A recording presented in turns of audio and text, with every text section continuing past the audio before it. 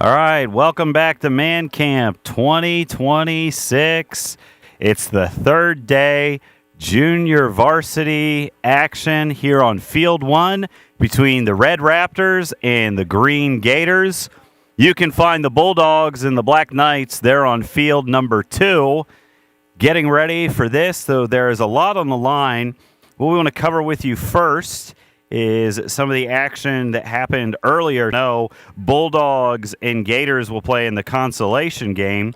In the Headbusters division, we had a three-way tie. Raptors, Gators, Knights all finished 2-1. There's going to be a playoff tomorrow morning to see which two teams play in the Super Bowl. In the KFL, the Bulldogs and the Knights will be playing in the championship game here on Field 1. On Field number 2, we'll have the consolation between the Raptors and the Gators. So what has to be settled this afternoon is with the Raptors, or with the Gators and the Bulldogs. So when we look at that, you basically, here's the scenario in JV. If the Raptors win, they're in. Now, if the Raptors lose, obviously the Gators won, and the Bulldogs beat the Knights, once again, we will have a three-way tie. The simplest mathematics to this is that the Raptors win, they're in. Bulldogs win on Field 2, and they're in. And then after that, we'll have the Varsity. The Raptors are already in the Super Bowl, and Bulldogs have been eliminated. We'll see that on Field 1. But there's going to be an elimination game between the Gators and the Knights on Field 2. So now we're getting ready for kickoff. This first junior varsity game between the Green Gators and the Red Raptors. So we'll go through the lineups here quick. Just a minute. I'm Andrew Lamb. I'm joined today by Brother Jason Moore. So we're going to be calling the action for you. We apologize. Our schedule is running a little bit behind today, but that's okay because the Lord's been moving, Brother Jason, and that's what Man Camp is all about. The sun is shining on us. First time it feels like in forever since, yesterday afternoon. It's been a little gloomy, a little rainy. So I'm happy to say that the forecast for tomorrow is sunny for our Super Bowl. So looking great. So the drone's up in the air. The cameramen are ready.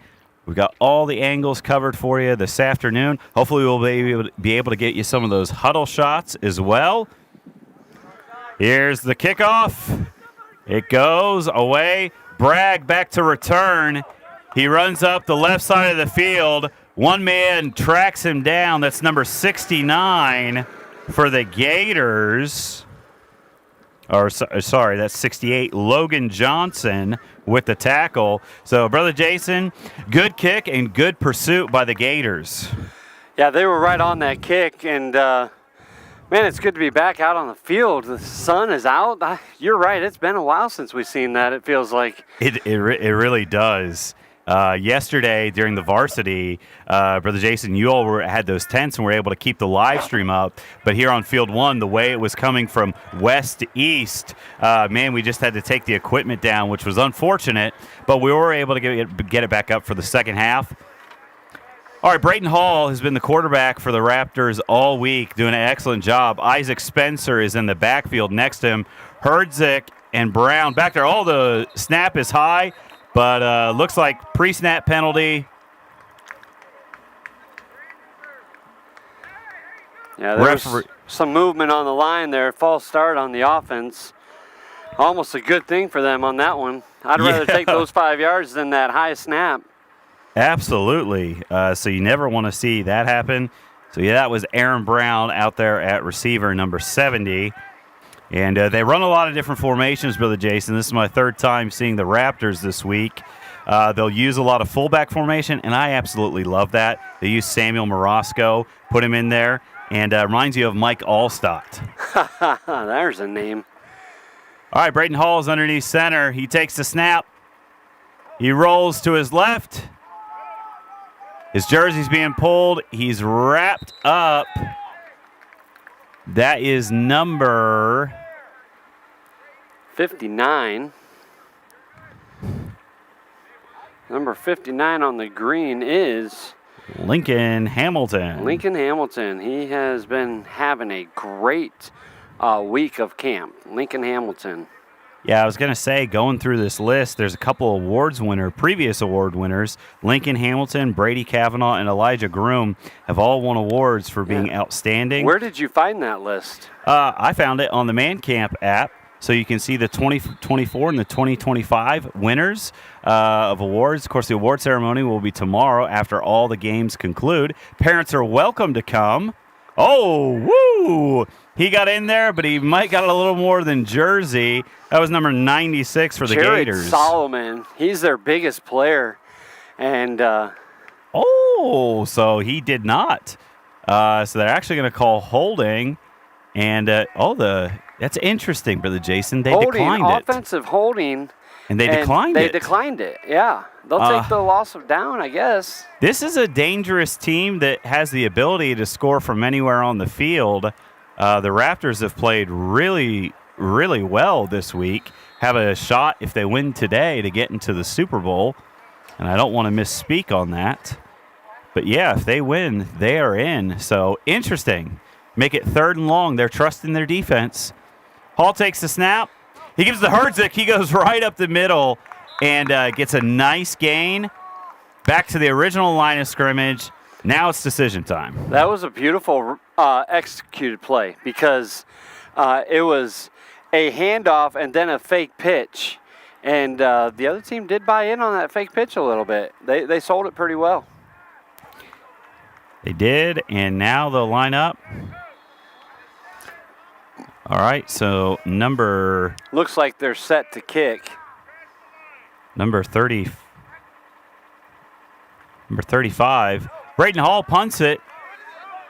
That's 39, Malachi Thomason. He's letting it bounce. Is he going to pick it up? He does. He's pursued by the Raptors. He makes 2 men miss.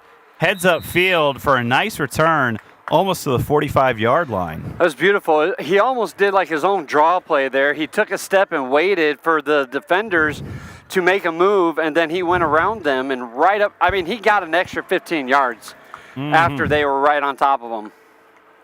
So sometimes in football, what they call it's an over pursuit, and you just go too far past. You don't have exactly the right angle, and then boom, the runner gets right past you. Yeah. Then they did. They over pursued. They could have just stopped where they were and waited for him to make the move, but he did it to them, and he ended up picking up another 15 yards or so, and now we're here right on the 45-yard line.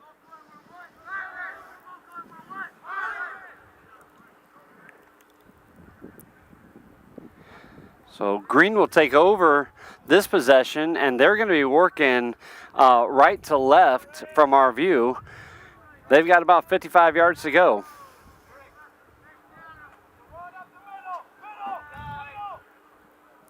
All right. 91 comes in motion. He gets the handoff. He reverses it to 59. 59 runs. He gets past one defender. He gets past 2 defenders, and he's brought down by Samuel Morosco, number 72. That's number 59, Lincoln Hamilton. That's the name to remember here. Lincoln Hamilton, like you mentioned, he was, for his team last year, he was the MVP, and he's had a really good week, and everybody listening is going to hear his name over and over again during this broadcast. Yeah, Lincoln Hamilton and Elijah Groom, I remember from the KFL action last year, they were on the same team. So those coaches paid attention. Those guys work well together. Number 48, Brady Kavanaugh. Kavanaugh has had a history of being good quarterbacks. The handoff, there it is. Fullback, the Patriots back in the day put Rob Gronkowski at fullback a few times. I'm not sure I'd want to meet that guy coming up through the gap either. No, not at all. All right, Kavanaugh lines up in the pistol. Groom and Hamilton in the backfield. Brandenburg out at receiver. Hamilton gets it. He switches back to the left side of the field. He's got blockers in front of him. He makes one man miss, and then he's taken down. Let's see. Number 68 for Red was the first one in there. Jermaine Snyder. What you mean? You know what. You know what I mean. Exactly. Snyder with the tackle. It's a good opening drive by the Gators. They got 2nd down and 5 from their own from the 37-yard line. Just about 3 minutes left in this first quarter. It's gone by quickly. That was a very nice counter by Hamilton, though, just to add in there. Oh, absolutely. And really, Solomon go to the right. Nope. That's exactly trickery. what they wanted you to think, too. They pitched that to Hamilton right to the left side there, and he picked up a first down.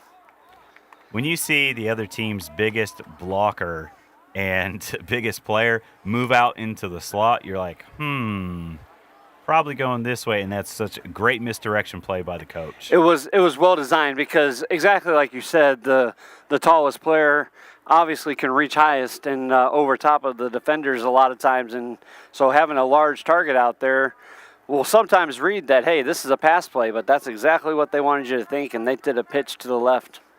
So Solomon once again is lining up. They have a trips to the left. Kavanaugh's getting ready to take the snap. There Malachi Thompson comes in motion, and he's brought down. Number 73, that is Clayton Suggs, getting in there and getting him in the backfield. You know, Malachi has had a good week too, and he wanted to stutter step there, and he should have just kept going. I think he could have blown past that big man that came up the gap, but he made that stall and paid the price for it. Well, if there is an answer to Solomon, it would be Suggs. Suggs is a very big player. He's had a great week on the defensive line.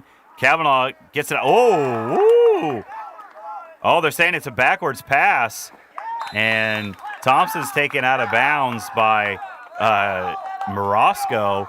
So it was also Morosco that knocked the pass down. And so Jason, if you'll explain to them in football what happens on the difference between a pass being thrown by the quarterback backwards and forwards. Yeah, so a backwards pass typically is a live ball, and it's not going past the line of scrimmage, so it'd be treated more as a fumble. Anything going forward past the line of scrimmage is treated as an incomplete pass if it falls to the ground. Now, I know it says on the scoreboard 3rd and 16, but it is much farther than that. They have to get inside their own 20, and they're at the 50. Kavanaugh drops back the pass. He throws deep, and it's intercepted by Michael Herdzik. He's got some blockers, and he gets all the way back to the 45. So last play of the first quarter, turnover. Kavanaugh tried to go deep, and just too many red defenders there. You know, in the other games this week, that play has been successful for them, but against the Raptors, they had 2 guys there, and it was almost as the first guy deflected it, the second guy caught it, but it was well defended, and there was nothing else that Lincoln Hamilton could do to bring that pass in. So you know what, Brother Jason and Brother Andy, because really they're putting in the most work. They're making sure that all of this is set up and work. We're just talking, but they're making sure all the cameras, the audio feed, the drones, they're organizing their fields, and they're orchestrating it all, bringing this all to you at home. But Brother Jason, where it's also been helpful, I have a couple friends who are coaches, and they tell me, we stay up at night or during our breaks, and they watch the films of the other team. So when you mentioned that about how that play had been successful, you weren't the only one that saw that. The other coaches of the Raptors, they saw that and picked up on it. Very good point. Very good point. And yes, I don't think the coaches really care about our commentating much, but the film itself, I have heard multiple coaches say, hey, I watched the game film on this, and they're able to watch it nearly right away because even on our Monday games, they were watching it by Monday evening, and these guys are doing a fantastic job, not just giving it to the parents to see throughout the week, which is a tremendous idea, but it has become a very important tool as the coaches go throughout the week. Indeed, it has. And, They didn't watch it to listen to us, Brother Jason. I don't understand why. I don't either. I don't get it. See, I like listening to you. It's Brother Ethan and Brother Tim and Brother Andy that are doing a fantastic job. I'm not sure we are as well as they are. Oh, no, they're doing a far better job than we are. Yeah. They're trying to keep us from looking like retards, and we just do it on our own. Okay. All right, let's get back to the action. All right. Braden Hall is the quarterback. 1st and 10. There's a handoff to Michael Herdzik, and he takes it up the guts. Sorry for the Jason. Like, come on, man. Sorry. Correct word would have been idiot. My bad. I am apologizing. I am sorry. I should not have used that word. Oh, I shouldn't laugh. So, anyways, so Brother Jason, we're having a great time. 11 and a half minutes to go in this quarter. All right. You love to hear that, Brother Jason, from the coaches. Man, they're motivating them, tell them they need to give 100%, and that's what we want out of everybody at Man Camp. So both defenses have had good opening stops. Let's see if the Raptors were able to adjust during their time on the sideline. Hall is underneath center. Spencer and Herdzik in the backfield. There's the handoff. Bragg ends up getting it. He's primarily played tight end, but he's swung down by number 22, Daniel Way. Daniel Way just got in there quick. And I don't know who missed the block, but maybe nobody. Maybe he just blitzed it. But, man, he got in there quick, and there was nowhere to go. So one thing I wish we had was a little bit of an instant replay where we could recap what we just saw. But that is a play that they've run throughout the week, so that goes to the coaches watching film. Correct. Sometimes it's the fatigue why the offense goes downhill towards the end of the week, but a lot of times it just has to do with these other teams they're watching the game film. But the other thing I wanted to point out is we've been through one quarter already, and there is no score. No score at all. Or really only one possession. Brown comes out to the far left. Hall looks. He's going to pass it towards him. Oh, and that was red all the way. Oh, that was number 68, I believe. Yeah, that's Logan Johnson. Logan Johnson was there, and there was another guy in the area there that I thought maybe one of them was going to come up with that, and we'd have a second interception of the day. I think that was number 14, Simon Hillary, that was right there on the ball. But that was a dangerous pass. So it is 4th down, and it appears that they're going to punt. And so Green has, looks like Malachi Thomason in the back, ready to receive. Hall gets it back. Oh, that is almost blocked. Thomason fields it cleanly. He's up the right side of the field. Bragg's pursuing, and he's able to bring him down. Not till he gets to the other side. So the good starting field position for Green. The one area that they are winning is the field position battle. Yeah, I thought Thomason there was going to get a step on number 48, Joseph Bragg, but he was able to shut off that edge and get there before he could get around that corner. Yep. And so it's going to be 1st and 10 from the 47 for the Gators. Had a good start to the game defensively. This is their second possession, so hopefully they can make the most of it. Both teams are playing for a shot at the Super Bowl. So Gators win. It depends on what happens between the Bulldogs and the Knights. Which that's still a 0-0 game in the second quarter for them as well. Kavanaugh under center. Solomon at the fullback. The handoff. I believe that's to Lincoln Hamilton. Yes, that was Hamilton, and he went left and took a cut back to the right. Red thinks that it was a fumble and they stripped it. And there's no call on the field for that at the moment. Well, the head official just said they had stopped his forward progress, which on any level, if a referee rules that, it's unreviewable, unchallengeable. Yep, that's a good call. We have no challenges here at Man Camp anyway, so it wouldn't make a difference. Now, if that ever happens, things could get really interesting. That means Brother Ethan's working extra hard. Extra hard. Overtime. All right. We probably shouldn't put the suggestions out there. All right, Kavanaugh is going to line up in the pistol. He's got Hamilton and Groom in the backfield. He looks. Oh, he throws off his back foot. Dangerous pass, and it's intercepted. He's headed down the sideline. He cuts back in. He had one block. He gets to the 40-yard line. And some laundry on the field after that return. So I'm guessing there's probably some kind of unsportsmanlike or face mask or something, and we got a player down as well. Jermaine Snyder with that pickoff, and he ran it back to somewhere past the other side of the field. Going to be in the 45 to 40 area there. Okay, so the signal that I got was it was on the return team, so the defense. So it's going to come back a little ways. The 2 penalty flags. The spot of the foul, maybe. Mm-hmm. They're going to back them up to the 35. To the 35-yard line. Wow. Big difference in field position. So, yeah, it probably was a 10 to 15-yard penalty on that just for from the spot of the foul is my guess on the return. It flipped it from where he returned it 25 yards, and then when it's a spot of foul, it's for wherever it happened back from there. So it is 1st and 10. Aaron Brown lines up to the left. Brayton Hall takes the snap. He keeps it. He has some blockers, but they are in the. That was Brady Kavanaugh. That was Brady Kavanaugh. He slipped right in there and got him from behind for a 5-yard loss, just about.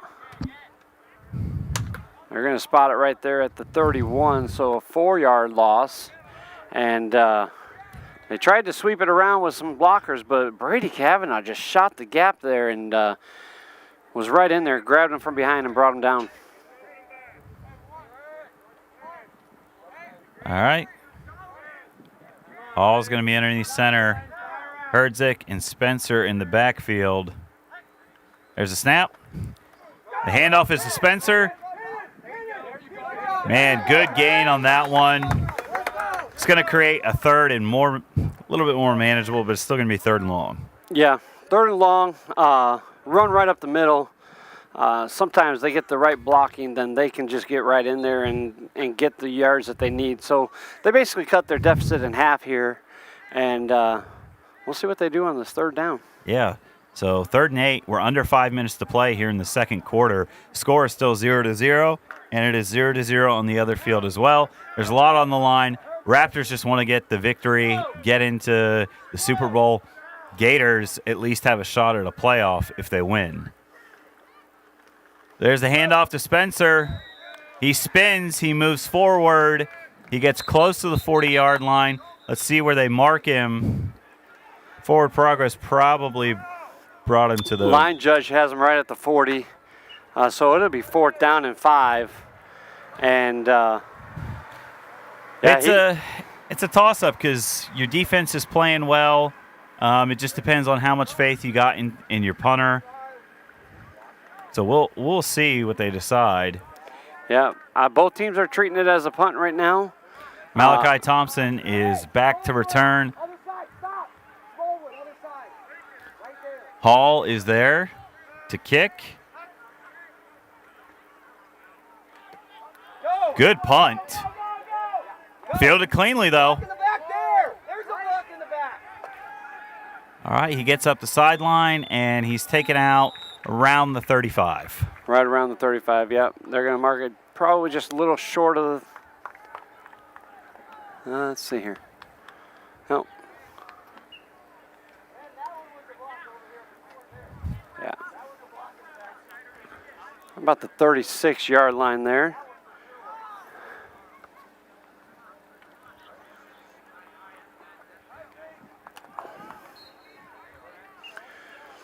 Green gets into their huddle. Red gets ready for some defense.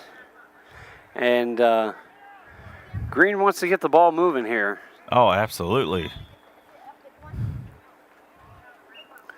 So under 3 minutes to play, 1st and 10 from the 37-yard line. Gators have possession, trying to get something going. Neither team, they've been able to get a first down or two, but not really any drive that could sustain anything. Solomon's lined up in the backfield directly behind Kavanaugh. Thompson comes in motion. There's the snap, a handoff to Hamilton. He gets up the field for a short gain.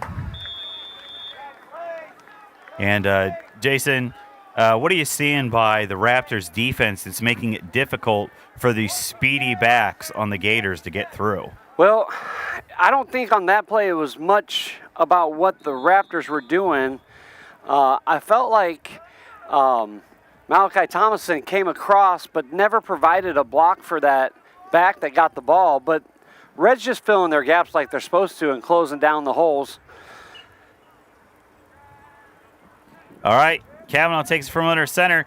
He hands it to Hamilton, and he's driven forward for a few yards. Going to make it a 3rd and manageable situation.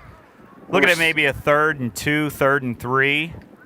Definitely something that they can pick up, but now we're under a minute 30. Just curious as to why neither coach has used the timeout yet. They just seem to be content to let the clock run.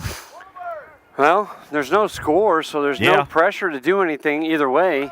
And to be honest with you, I don't think either team has made it to the red zone on it. We're just playing the middle of the field right now. Well, you're 100% right on that. No one has been in the red zone. We haven't even come close to sniffing a touchdown yet. So Kavanaugh takes the snap, he hands it to Hamilton, he counters, and ref says yes, he's got enough for the first down. So we're going to have a new set of downs, and the clock's going underneath a minute. And nobody's anxious. Nobody's anxious. So both teams have all 3 timeouts. There we go. Green calls the timeout. They just realized, I think, the clock was still going. So Red's like, I'm not stopping it. Yeah, if when you're the Red Raptors, I mean, why would you stop the clock? I mean, you're not possessing the ball. There's so little time left. You know, you might as well be satisfied at 0-0. Just interesting by the Gators. And that's a big factor that comes in these close games is clock management. Right. And that is not a player thing. That's a coaching thing. You know, if this game went this way the whole way through, this would be an exciting overtime game to watch. I like the format of our overtime here. Mm-hmm. And these two teams, just the way they're playing right now, would make overtime very exciting. It gives you a little bit of a college atmosphere. Yes. Where both teams get to possess the ball. Of course, I like the fact that there's an extra point. You know, you're going for 2 every time.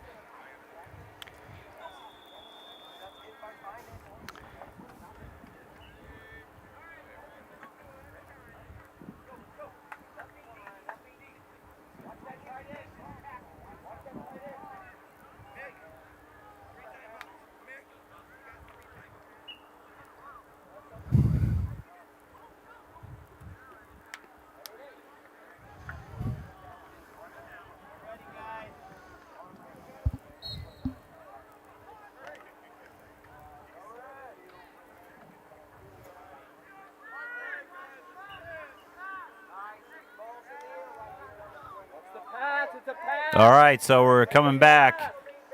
Kavanaugh is in the pistol. He has it. He's looking. Oh, he gets hit, but he gets away. He scrambles upfield, and he's taken down close to the line of scrimmage. And he was able to get a couple yards past that line of scrimmage, but, man, he took a hit and still got out of there. So 19 seconds left. They use their second timeout. They're going to have a 2nd and 10 from the 49-yard line. And you've seen them play this week. What would you say the range is on their pass? Kavanaugh's got a good arm. Mm-hmm. I don't think I've seen anybody really test their arm yet this week. You know, they're usually passing a 20, 30-yard pass, which is probably typical for them and for most high school football. But I would like to see what his range is, actually, now that you mention it. Well, most guys on this level, their problem is getting enough time to wind it up and get it downfield. That's exactly what it is. So, and it's difficult because the guys, whether it's college, pros, they have trained professional offensive linemen, and they work on those plays all the time. Yes, we're here for exactly. 1 week. All right. Oh, false start. Yep, on the offense. Thomason went in motion, and another player jumped because he saw Thomason in motion, and that's, you're not allowed to move more than one player at a time.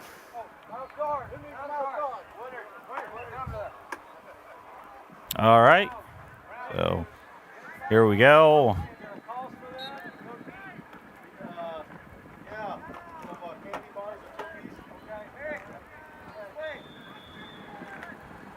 There's a snap. There's a handoff. Oh, he's looking to go deep. Oh, it's tipped, and it's caught by the quarterback, but his knee was down.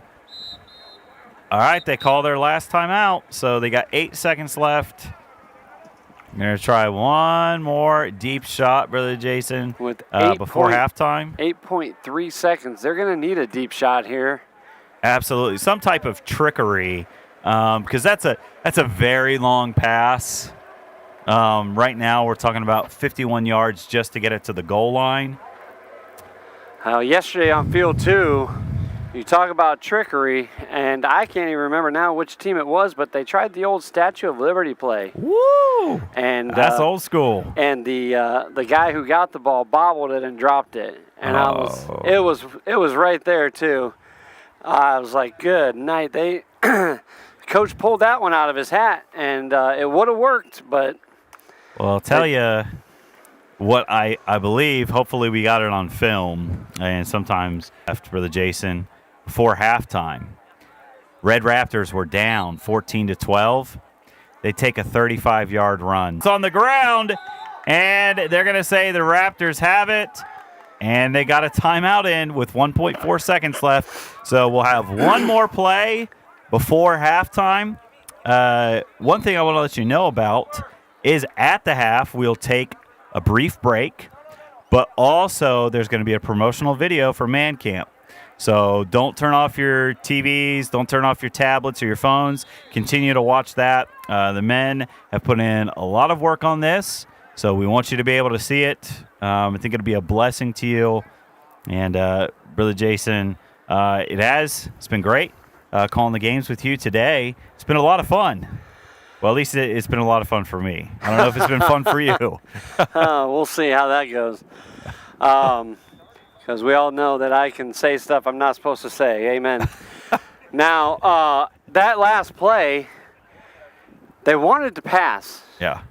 And it wasn't there, so he went to run, and then at the last second before he crossed the line of scrimmage, he thought maybe he could still get the pass off, and he went to change hands, and he lost control of the ball, and that's where the fumble happened. Now you got 1.4 seconds for them to try to do a trick play here and see if some points can get put on the board. Here we go. They've definitely got some good players. Joseph Bragg is to the far left. Spencer is in the backfield. Looks like Clayton Suggs is potentially taking the snap with Brayton Hall. This is definitely a different formation than I've seen. Herdzik. Timeout red. Another timeout red. They're going to reset a little bit. Yeah, so I'm really curious as to what this play is because you can look at the size of Suggs. Maybe he's not, let's just say, the most accurate passer, but maybe he has the biggest arm on the team. They feel like he can get it there. Yeah, I mean, I feel like it's just for looks. I feel like maybe a direct snap to the side of him, and he going in as a lead blocker. But then again, maybe you're right on point there, and maybe he does have an arm, and I guess we're about to find out. But definitely, I like it. Looks like the trick play we're looking for. Yeah, I like it. It's they're showing a different look, and but the coaches, and sometimes you see that they'll throw them one look, and now Green's been talking about it the whole time in timeout, and now they're going to switch their look. So we'll see after they break the huddle. Nope, still got Bragg to the far left. To the far right is Herzig. And Hall and Spencer are to the sides of Suggs. Big defensive lineman. Suggs takes it. He's going to wind up. Oh, it is a strip. Oh, my The ball's goodness. still on the ground. It's recovered by Hall, but that's the end of the first half. That was exactly what you were talking about with winding up and having the space and not having the time, and ball knocked right out of his hand as he pulled it back to throw. Could have been dangerous, but they did recover it. We are at halftime. The score is 0-0 in this varsity game. We do have an update on the score over there on the second field. One team has scored. Of course, very important for these other teams before we take a break for halftime. And it is the Knights. Oh, the Knights taking an 8-0 lead, and that is important for some of these teams over here to the Gators and Raptors. We'll be back in the second half. Enjoy this promotional video for Man Camp 2026.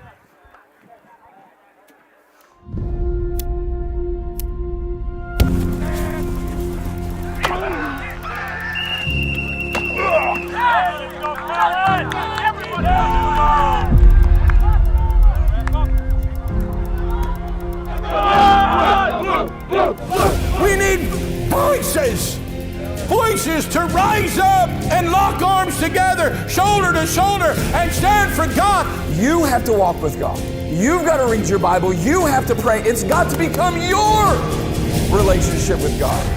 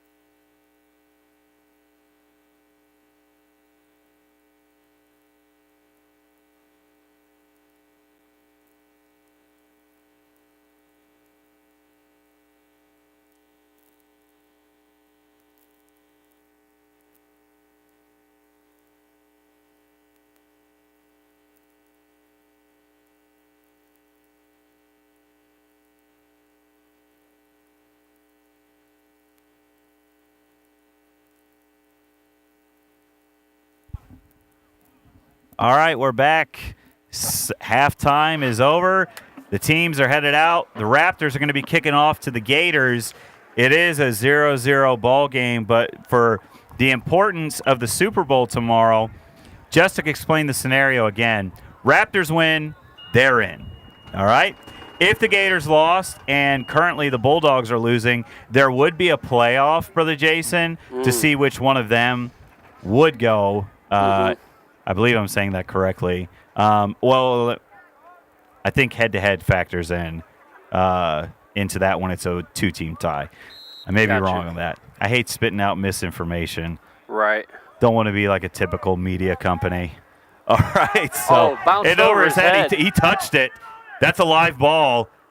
He makes one man miss. Oh, he almost loses it again. Like, the fact that he got that almost out to the 25 is huge. So anyway, Knights are up on the Bulldogs 8-0. So we got a lot left to be determined in both games, but big impact for the Super Bowl tomorrow. And then we'll go over the scenarios. If you're curious about the varsity, we'll go over that later on. And so Green's going to possess the ball first. To be honest, Brother Jason, wasn't a lot of offensive action in the first half. No. No, like we discussed, it was a lot of middle of the field play here, and no one has really gotten into the red zone yet. All right. Kavanaugh is under center. Solomon lined up as a fullback. There's a handoff to Hamilton. He goes forward. He gets a couple yards on that one. He's brought down by number 38, Brayton Hall. Number 72, Samuel Morosco, was in on the tackle as well. So a lot of the same for the Jason. That Green Gator offense just can't get it going. No, but they're really just hanging on to that ground and pound right now. Whether it's to the outside on either side or whether it's up the middle, they're really sticking with that. I think I've only seen maybe one or two balls in the air so far. And sometimes when you do have an interception early in the game, it can hurt the confidence of the quarterback, but also the coach being a little bit timid, willing to go for it. Right. So you're just going to see them do the ground game here for a little while. Brandenburg out wide. Okay, Thompson in the backfield. Solomon with the carry. And he barely got back to the line of scrimmage. That's a big boy to take down, to be honest. Actually, they gave him almost a yard there on his forward progress. So it's going to be about 3rd and 5. Yeah, that's not horrible. I mean, 5 yards to go, and they're going to keep running it. That's what they're going to do. It's manageable at that point. It is. So their ideal is that they want to get 3 to 4 yards every carry, and that's what they're going to keep doing. So they have shown some different looks. They've been lining up Hamilton on the far right side of the field from us at wide receiver. They put Thompson in the backfield with Solomon as the lead blocker. Brandenburg is out here to the left. Kavanaugh lines up in the shotgun. Brandenburg comes in motion, and that's going to be a false start. Man. Back him up 5 yards. It's 3rd and 10 now. He put his guy in motion, and his guy on the line shifted a little bit. Abel Samford. And so they backed up. Now they're 3rd and 10. Brandenburg comes in motion. Kavanaugh gets it. He pitches it to him. It's a reverse to Hamilton, but he fumbles it. It's on the ground. They're pursuing him. He makes one man miss. He gets upfield around to the 20-yard line. Loss of 5. Definite punting situation. Definite punting situation here. I mean, it's a little disheartening when you have a play like that. Their first couple plays, they moved that ball good. The defense just swarming them right now, and that ground and pound is just not cutting it. And then that, of course, that mistake didn't help either. No, it did not. And that's kind of been the theme here. There's been too many mistakes, fumbles, and penalties. That's really what killed that drive. All right, so like Hall and Herdzik are back deep to receive. Let's see what they're able to do with it. Oh, my. All right, they keep it. And, oh, yeah. That's a momentum swinger right there. It is, because you're practically in the red zone now. And they didn't keep it on purpose, but it was a high snap. And when he brought it down, he saw a running lane. It just wasn't a big enough one for him to get through all the way. You plow that guy. Don't stand there. Offense. Yeah, so now things have definitely flipped in favor of the Raptors. Under 7 minutes to play. And That is Yeah, they're That's on tough. on their own 20 now. Hall takes the snap, hands it to Spencer. He goes up the field. He breaks one, and he's brought down. Good ball security by Spencer on that play. Yeah, Lincoln Hamilton with the tackle there. But not before he got about 5 yards. Absolutely. So good stuff by them. I'm going to go ahead and give a shout out to our referees. I feel like our referees are doing very well this week. And we all miss a call every now and then, but our referees are exceptional. And he drives forward. I'm sure all of our coaches would agree with that statement. Oh, absolutely. 100%.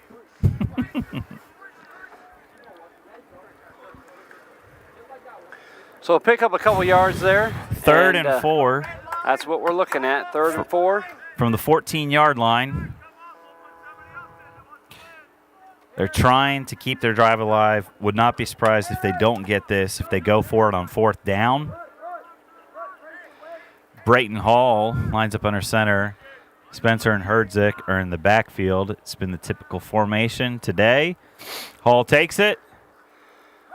And he's looking to throw downfield, but he's going to keep it instead. He turns up and looks like he may have gained a yard on that one. So going to be a 4th and 3 from the 13-yard line. Yeah, I mean, you got to go for it. You got to go for it. I mean, you haven't been this close to the end zone all game.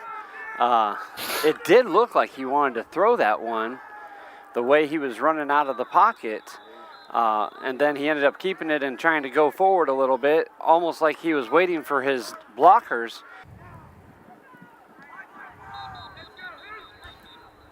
All right. There's this. Spencer gets it. He turns it up. It looks like he's going to go for a first down. He almost had a touchdown. Ooh, So close. Touchdown saving tackle by number 68 for the Green. That is Logan Johnson. Comes up limping a little bit. A hobble, but he's staying on the field. So here we are at the 4-yard line. So it's 1st down and goal from the 4-yard line. Hall is underneath center. Oh, dirty laundry. That's got to be a false start. Offsides. Oh. He's got an offsides. Oh, I saw the referee on the far end of the field signaled false start. And then wow, that is yeah, I'm trying it's to confusing from 2 different officials. But thank you, Coach. All right, for the correct call. Offsides on the defense. That's half the distance to the goal now. Yeah, so 1st and goal from the 2-yard line. I would not be surprised here. Spencer is their best runner, but Herdzik might be more of the power runner on this team. Of course, don't be surprised. Hall is very slippery if they do a sneak between the tackles. There it is for the touchdown. Yep. That's exactly Hall. what they were going to go for. A great call there by Andrew. I think next year we'll put you down on one of these teams and let you go ahead and coach them to this. I don't know about that. So I've just been watching this team all week, and I've seen all their plays. Yeah, that was... Not all of them. Not all of them. No, I'm sure these teams are saving some plays for tomorrow. Oh, yeah. Super Bowl, and that's huge. That makes them well on their way. In a close game that's been a defensive battle, to get a touchdown is huge. We look over on the other end of the field. It's also in the 3rd quarter, and the Knights still have the lead, up 8-0. Here's a conversion attempt. Hall takes it. He pitches to Herdzik. Herdzik gets to the outside. Can he get into the end zone? And I'm sorry, that was Isaac Spencer. Isaac Spencer on the carry. Number 96, Gerald Solomon with the tackle. As the player was rounding the corner, all he had is 2 yards that he needed to go, and Solomon pulled him backwards onto the field instead of pulling him forward into the end zone. Very smart play by Solomon. And that's a huge play by them, because to keep it from getting that conversion, all you have to do is score a touchdown. You're not got to worry about the conversion attempt if you score. Exactly. All right, so while they line up, we're going to take a quick 30-second audio break.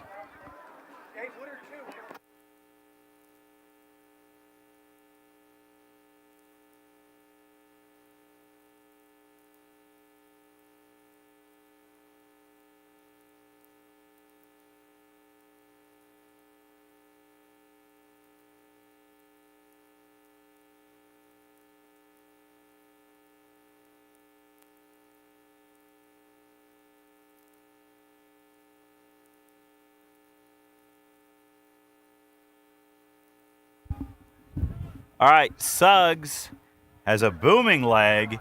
He's going to kick off. Hamilton's back deep.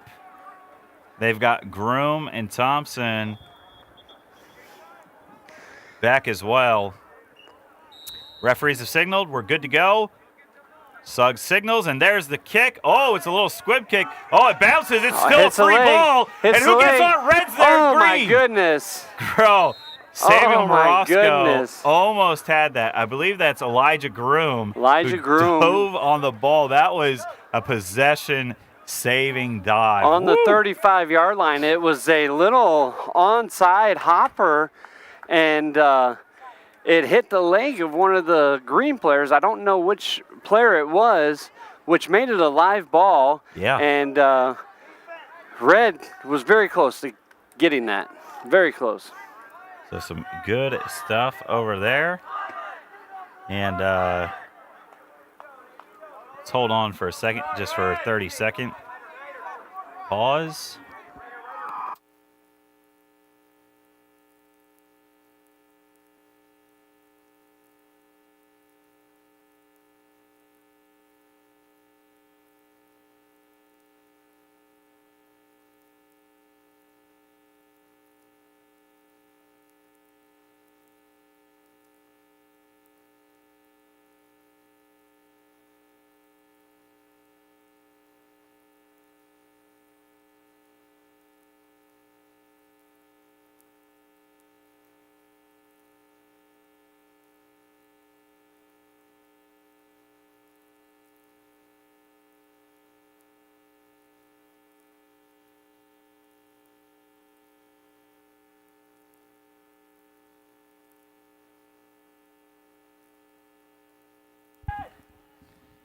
Okay, so Brother Jason, you heard that from our field director, Brother Ethan McCurry. We'll explain the tiebreaker situations here in a minute after this play. Brady Kavanaugh is underneath center. He hands it off to Hamilton. He gets a nice block initially, but that's 72, Samuel Morosco with the tackle for loss. And so here's the way it goes. If we have a three-way tie in junior varsity, let's say things continue as they are, Raptors and Knights win, there'd be a three-way tie, Gators 1-2, Bulldogs 1-2, Knights 1-2. All right? The team with the best point differential, Brother Jason, they get the bye. Yep. Okay, when it comes to the playoff, which will be tomorrow morning. And then the first two teams will play against each other, and then the winner faces whoever had the best point differential. Yes. So that's the way that works if all teams finished 1 and 2. So Raptors well on their way to the Super Bowl. We'll get back. Play. Kavanaugh drops back to pass. He's looking downfield. He moves up. He doesn't have any spine on him. He's got a lot of space in front of him. He gets down the sideline close to the 50. It's going to be good enough for a first down. It's a nice scramble by Kavanaugh. Little blooper there as they tossed the ball back to the ref and nailed him right in the head. But it was a very good. He looked up, and he did have a receiver, but by the time he saw him, he saw his lane, and he took off. And I was watching him as he run. He's taken some really long strides to cover some ground quickly, and he made it around a couple of defenders that could have stopped him. And right there, right around the 50-yard line, I think we're right on the 50. But that was a good scramble by Kavanaugh. Absolutely. So that is the end of the third quarter. The score, Red Raptors 6, Green Gators 0. We're going to take a quick audio break, and we're going to be back for the fourth quarter action.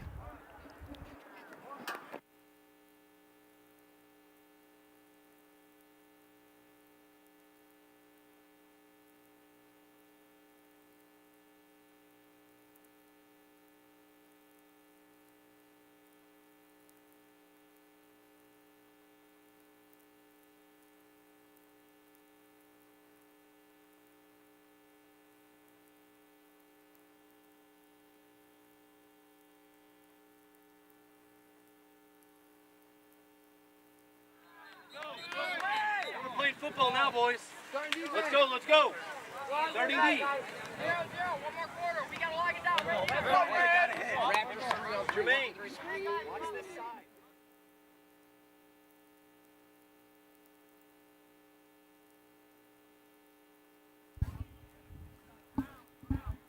All right, so we're back for the fourth quarter. Red is already broken the huddle. They're waiting on green. Referees are telling them, hey, fellas, let's go. 12 minutes to play. Super Bowl on the line. Doesn't get any better than this. Well, Green's got about 12 minutes left to try to tie this game. Got to get something going on offense. 1st and 10 from the 50. Kavanaugh and Hamilton back there. Kavanaugh keeps it. He goes right up the gut. That was a design QB draw. Good for 5 yards.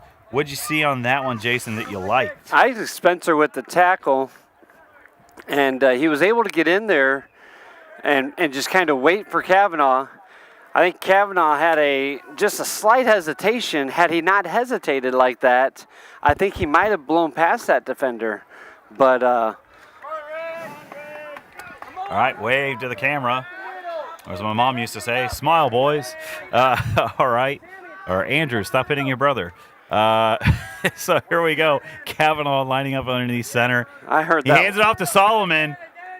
He Nowhere looked like, to go for Solomon. Oh, man. And that's the only way you can bring down a guy that big. Is 4 or 5 of them? Yeah, exactly. Kind of a man amongst boys out there right now. So they're saying it's going to be third. Be 3rd and 3, it looks like. Okay. I turned my yes. head to look, and it's not adjusted yet. So I have to turn my head slowly or make a delay. All right. It's an announcer draw. Announcer draw. All right, Kavanaugh gives it to Hamilton. He turns upfield. He dove for it. Will they give him enough? Oh, my. If the referees were paying attention, they're going to give him that just for that stretch that he did at the end. He reached the ball out past the marker, and he does get the first down on that. Very nice play by Kavanaugh. Seems like they're just pulling teeth to get a first down. They've really, but that one scramble by Kavanaugh is the only chunk play that they've had. And kind of what's coming back to, if you say bite them, is that punt. Yeah. That was messed up, gave Red just excellent field position. Thompson's out to the right. Kavanaugh under center. Solomon lines up at the fullback. Pitches to Hamilton. Counter. He counters it. He makes one man miss. He gets back to the line of scrimmage. Be 2nd and 10. Yeah, he got pulled backward by his shirt there. Somebody he blew past reached out and grabbed it and just hung on for dear life, and he barely got back to the line of scrimmage on that one. So now 2nd and 10. They do have plenty of time, but now we're almost at the 9-minute mark, 4th of the way through the 4th quarter. And clock starts to become the enemy. Kavanaugh takes the snap. He keeps it. It's a QB draw. Gets close to 5 yards. I'd say about. He's right in that vicinity, and the Red Raptors are looking over the sideline because Suggs has come off the field with the equipment situation, trying to get a chin strap problem taken care of over here, and he's not on the field, which is very unlikely for them. Yeah, he's a big part of their defensive line. He's just a physically imposing young man. And I think the Gators are trying to take advantage of that. So I've seen runs right up the middle.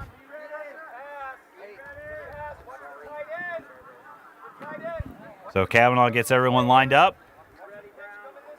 in the pistol formation. He sends Brandenburg in motion. He looks towards him. He tosses it to Thompson.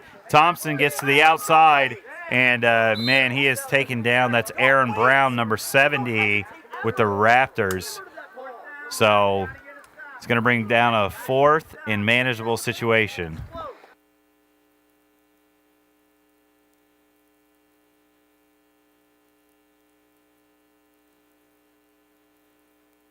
Has been spotted at the 32-yard line. I'm just sorry. I'm not laughing at you, Brother Jason. I'm laughing at Brother Pete. He's waving towards the camera. Bit of a celebrity around here. He's one of our head refs. All right. Kavanaugh takes the snap. He moves forward with it. This is on 4th down.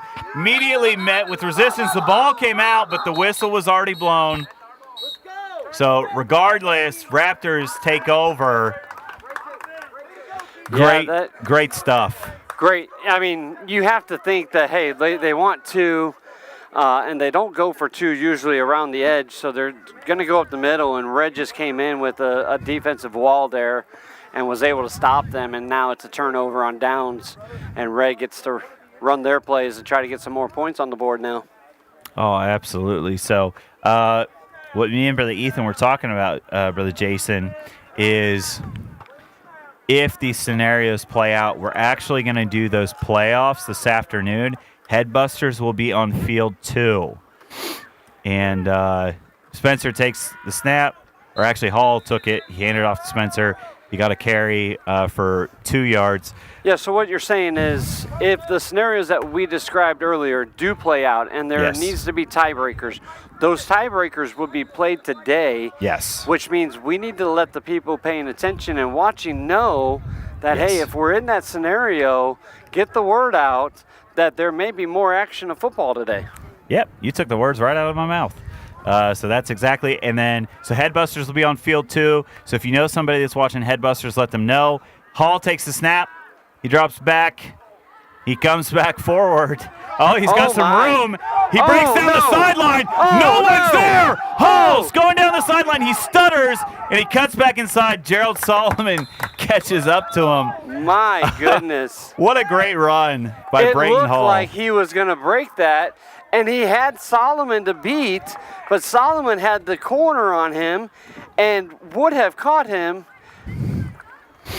Then he got caught from behind another player because he tried to step up and wait, and I think he was going to juke Solomon to the inside, but he ended up getting caught there. And, man, nice run, though. He bounced off of 4 different players before he got to the outside. Absolutely, and I'm very impressed. Even though it was a huge play for the Raptors, the way the touchdown cannot be talked about enough. Hall lines up underneath center. Spencer and Herdzik are there. He hands it to Bragg. Oh, Bragg is hit hard, and immediately, that's Lincoln Hamilton in on that action. Woo! He was ready for that one. That's about a 4-yard loss there. So now clock is starting to factor in, and what we were talking about is if the Raptors and the Knights win, there's going to be a 3-way tie between Gators, Bulldogs, and Knights. They will play their playoff this afternoon here on Field 1. The tie that's currently happening in Headbusters will be played on Field 2 this afternoon. That way, Brother Jason, the coaches can go tonight, know who they're playing, study film, and give us the best possible Super Bowls for tomorrow. And that does make the most sense. But let me reiterate something or throw in something. That playoff would not be until after the varsity games are over. Yes. It would be the last thing we do today. Yes. So normally varsity, it's the end of our broadcast. So stick around for Field 1 and Field 2 for those playoffs. All right. Hall takes it. He goes upfield. And not much on that one. Going to make a 3rd and long situation. Just under 3 to play. That clock is becoming a big enemy It of sure the Gators. And clock management comes in once again. As we remember towards the end of the first half, if I'm the Raptors, once again, I'm content with letting the clock run out. Are the Gators going to be a little bit more on top of things?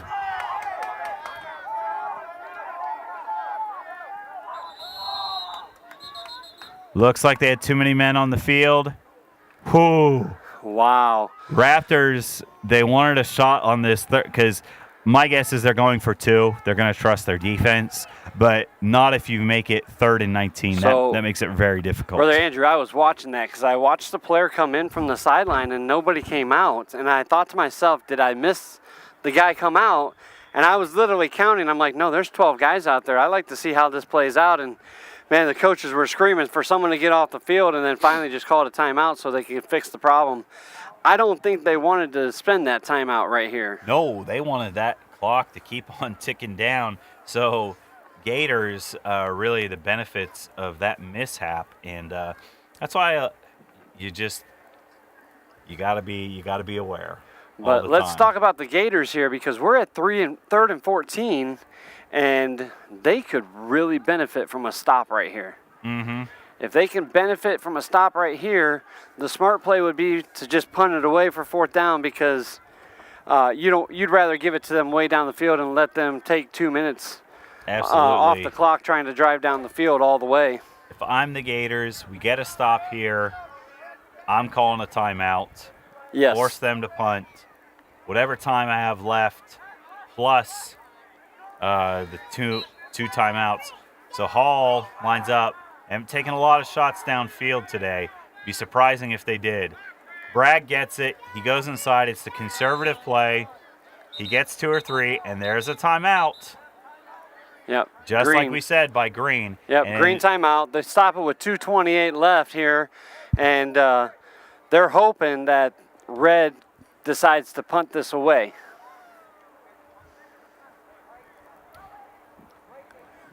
Yeah, it's absolutely what they want to happen. If you're Red, if you convert it, game's essentially over. Correct. They would have 2 Or- more timeouts there on the Green side, but not enough to stop the clock for the. Or you punt it. Now the other factor is because the Bulldogs or the Knights are winning the other game. Even if you lost this game, you'd still be in, but that's not the way we play at Man Camp. All right, we play to win the game. Here's what I'm curious about is Hall's going to punt. Why don't they use Suggs to punt it? That is a curious. They haven't all game or all week for that matter. Oh, almost blocked. Thompson goes back to get it. He should probably let that bounce in the end zone. Yep, I would let that go. Good call. The clock. Now, that probably continues hasn't to happened tick. too many times this week. You've seen a punt into the end zone yet this week? There was a couple that could have potentially went into the end zone, but guys ended up picking it up. That's why I was saying the smart decision.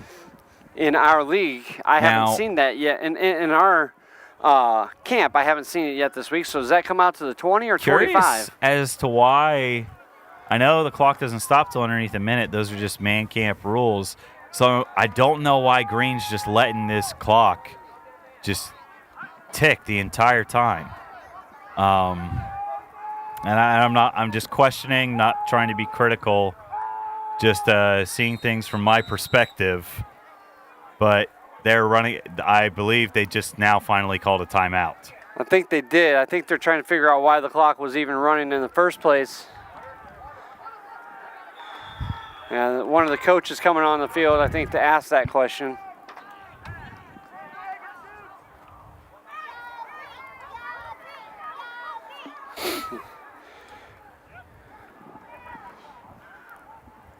Yeah, the ball went out of the back of the end zone, and I think they just figured that the clock was going to be stopped from there. But once that ball's placed and spotted, because our rules are exactly as you mentioned, not for the last minute.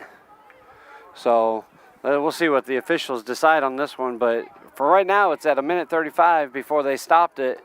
And they have the ball on the 20. They got to go 80 yards in a minute and a half. And only one timeout, too. And only one timeout. They wanted to hold that timeout they just used. Okay, so they've just added time onto the clock. So they called the timeout a little bit earlier. They just didn't give credit to him, so it's at a minute 50. They put 15 seconds back on the clock, and the referee got a hug out of it. Always free hugs for the referees, right? Exactly.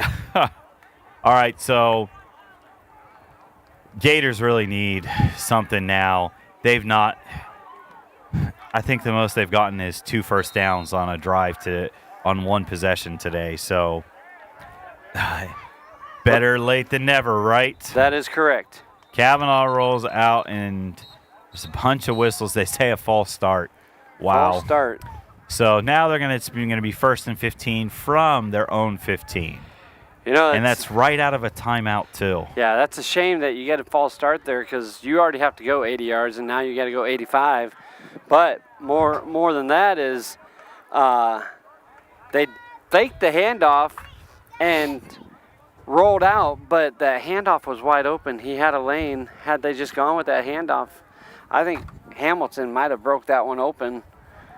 But then again, the whistle played, so we never know. Or the whistle blew, we never know.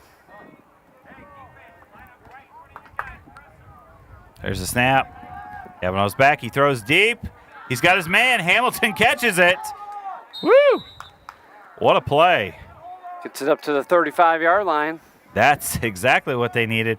Now, they only have one timeout left, so they are letting the clock continue to tick. And once that ball's placed, they're going to get right on it. Their play call has already been made. All right, so here they go. Almost underneath a minute 20. Oh, my goodness. Another penalty, another false start. Wow. I did not see who it was that time. I was kind of looking at their formation, which was the same as the last play. And 2 receivers out wide.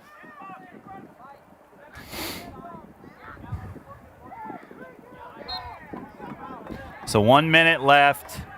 1st down and 15 from their own 30-yard line. They got to go 70 yards in 60 seconds.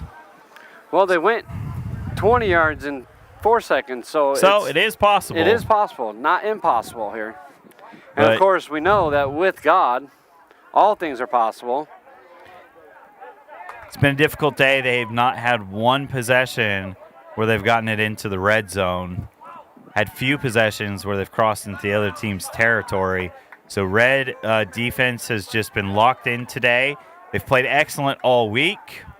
That's why they're 2-0, and they're on their right now. The score, if the game ended right now, they'd be 3-0. Just waiting. Kavanaugh takes the snap. Bobbles it a little bit, gets a hold of it, throws it downfield. There's 3 men there. Hamilton had it, but wasn't able to bring it in. In and out of his arms. So 2nd and 15 from the 30-yard line. I feel like, Brother Jason, they've got to put somebody else out there. There were 3 defenders right there. They're lucky it wasn't intercepted, and that would be ball game.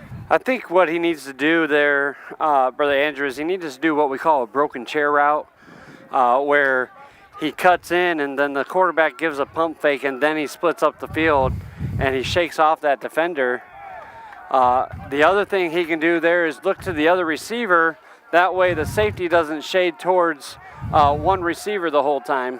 Well, you can see how deep, and I think they got trips now to the right. Kavanaugh's got it. Herdzik, the safety, is back deep.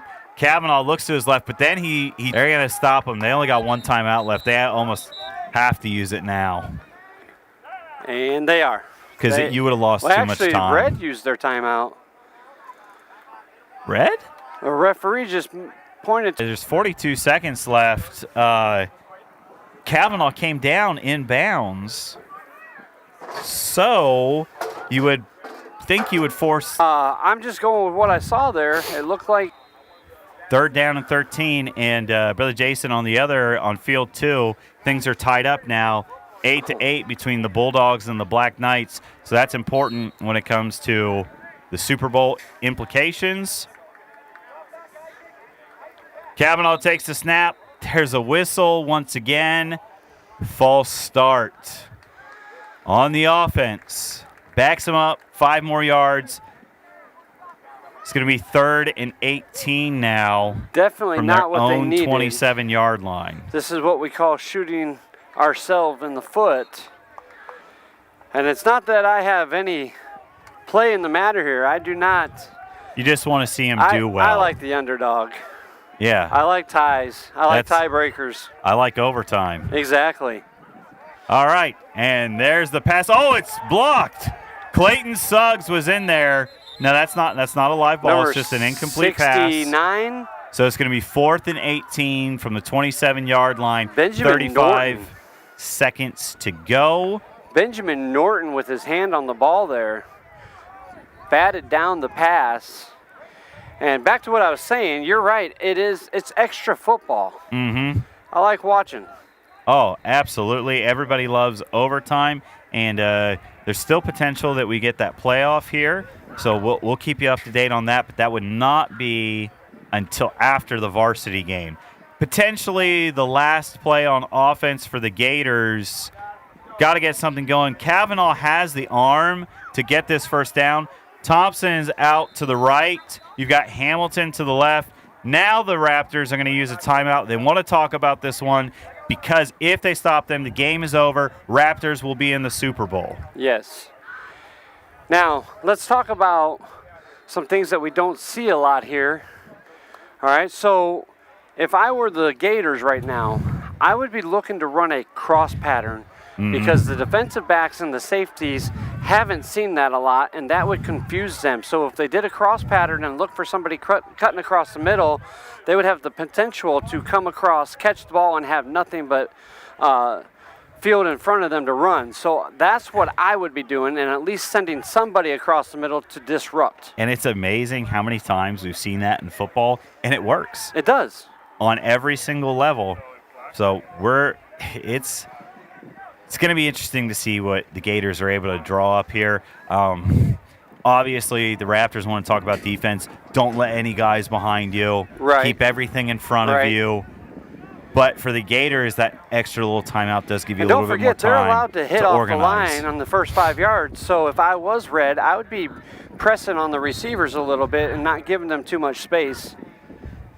Hamilton to the far left of the field.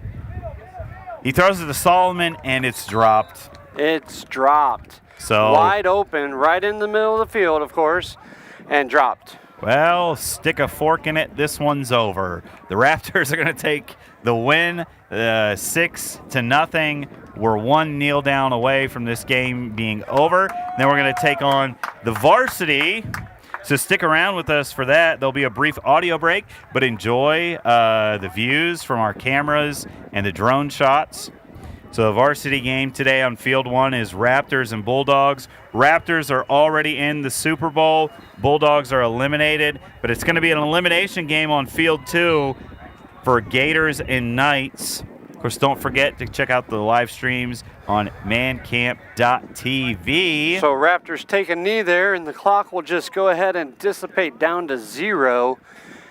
Teams will come to the 50 and shake hands. That'll take the Raptors to 3-0 and the Gators to 1-2. All right. So we're going to take a brief audio break. We'll be back for the varsity action.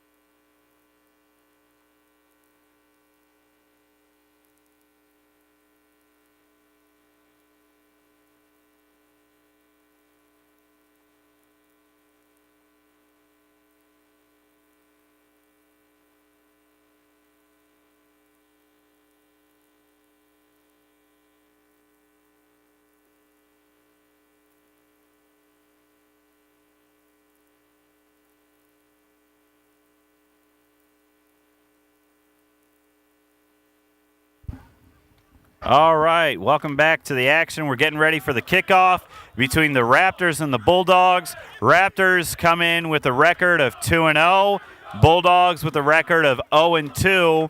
This is the Field 1 action for Varsity. There's an elimination game going on right now between the Gators and the Knights. Both teams are 1-1, so whoever wins between the Gators and Knights on Field 2 will be in the Super Bowl against the Raptors tomorrow. That'll be the premier game. So here we go. We're getting ready for kickoff.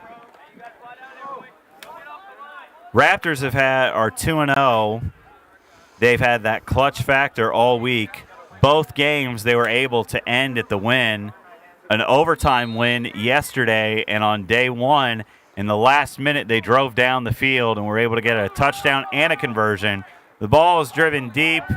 All right, it's recovered and down almost immediately for Blue Varsity. That's number 18, Anthony Turner Jr. with the return. So, Brother Jason, it's going to be interesting in this game to see what happens because you have the Bulldogs. They're playing for pride at this point. And then you got the Raptors. They don't have a lot on the line today as far as. Yeah, so here's what I see looking at this stat sheet here that we have in front of us is they have won each game by just a touchdown. Mm-hmm. And they haven't put a lot of points on the board, whereas the Bulldogs have given up the most points. So the Raptors are going to look. He's got a man downfield. Just off the mark, but woo, showing off the arm talent on that one. That was number 24, James Downs. And last year, Brother Jason, James proved to be one of the fastest men in camp. So they're trying to catch them off guard. So let's go back through the scores the previous days. The Bulldogs for Varsity yesterday lost a close one, just 6-0 to the Black Knights, and that's a talented team. And then they lost to the Gators on Monday, 26-0. So they've had improvement, but yet haven't been able to find the end zone quite yet. Yeah, that play there, that's the first time I've seen them pull that out. And, man, they went for the big hitter right from the go there, and should have. James Downs, he kind of held up a little bit at the beginning and should have just kept running, and that would have been for 6 there if he had caught it. Oh, absolutely. David O lines up in the backfield. Keller gets ready to take the snap. He gets it. He goes. He hits number 2. I believe that's Angel Ayala with the catch. So really kind of throwing it. Honestly, Brother Jason, this has thrown me off a little bit. We got 2 straight pass plays to start the game. Yeah, that's they're changing some things up on their offense today, it appears. I've called both of their games on the other field this week, and so now you get the feeling of never seeing a team. Actually, I've never seen red, and you've never seen blue. Yeah, when you're on the separate fields for Field 1 and Field 2, it does throw you off a little bit. But going back to what you're saying, red has won 2 games, but both yesterday in overtime and the day before that just by a touchdown. All right, Keller gets ready to take the snap. David O in the backfield. He sends number 33, Josiah Spencer, in motion.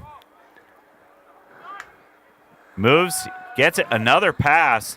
And the pass is completed to David O. He moves up the field. That's going to be good enough for a first down. So 3 straight pass plays. I can honestly say this. I have not seen that all week. Listen, I think they have been doing some work because I have not seen this team all week either. This is not what they time was pretty pristine. It looked really good from here. And it's unfortunate, you're working through things that sometimes on the third day you just don't have a shot at the Super Bowl, even though you played well in the previous games, just don't have that shot. So here we go. They're taking their time. They make a substitution. Number 14, Jeremiah Spencer, comes back in the game. And number 4, Luke Spencer, came out of the game, and then Jeremiah Spencer came in. So here we go. Keller. Looks like Red's filling the box. number looking for that 90, run. Jude Keller, is going to be in there. Angel Alea gets out. Oh, he slips as he's going down. The hit was not as big as you thought it would have been, but that was number 67 for Red. Yeah, Etha, 67 for Red. Etha Nay?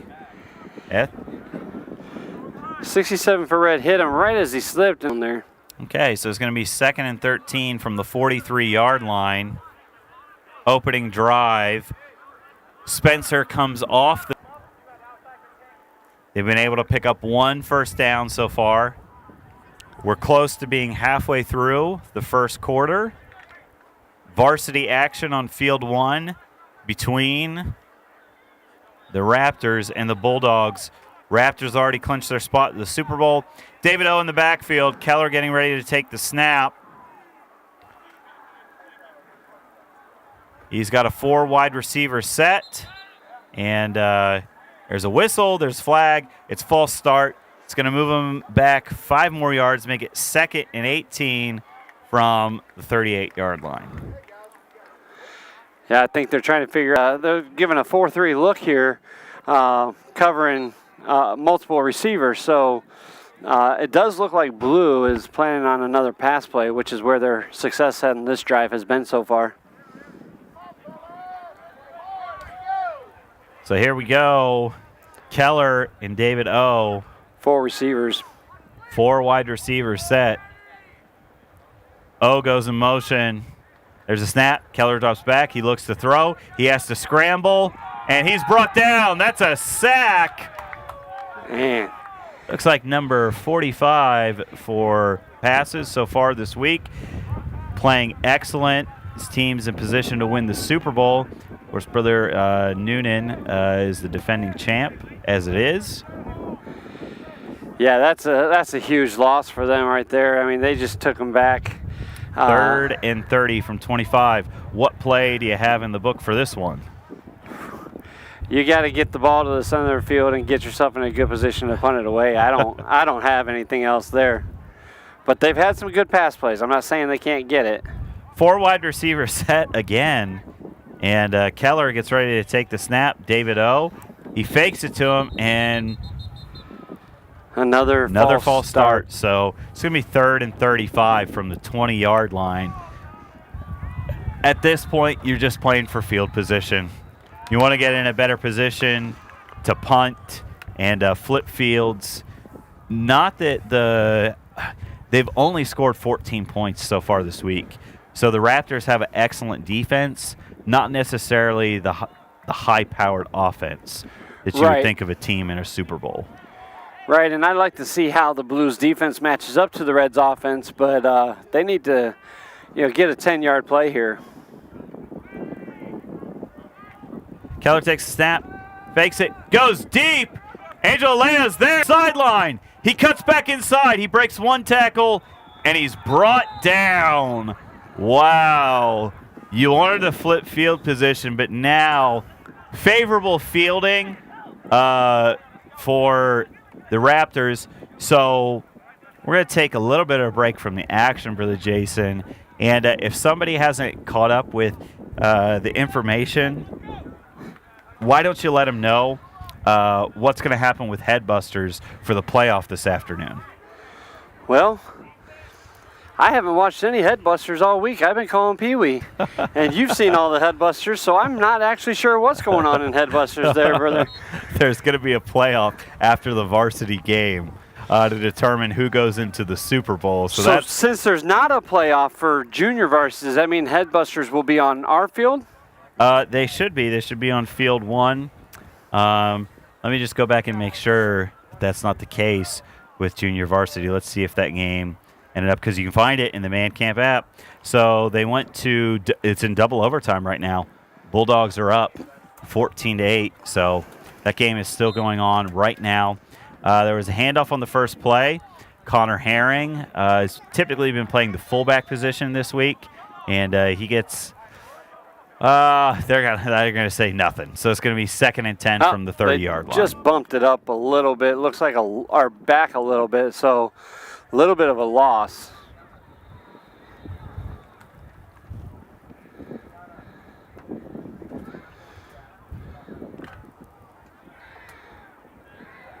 There we go.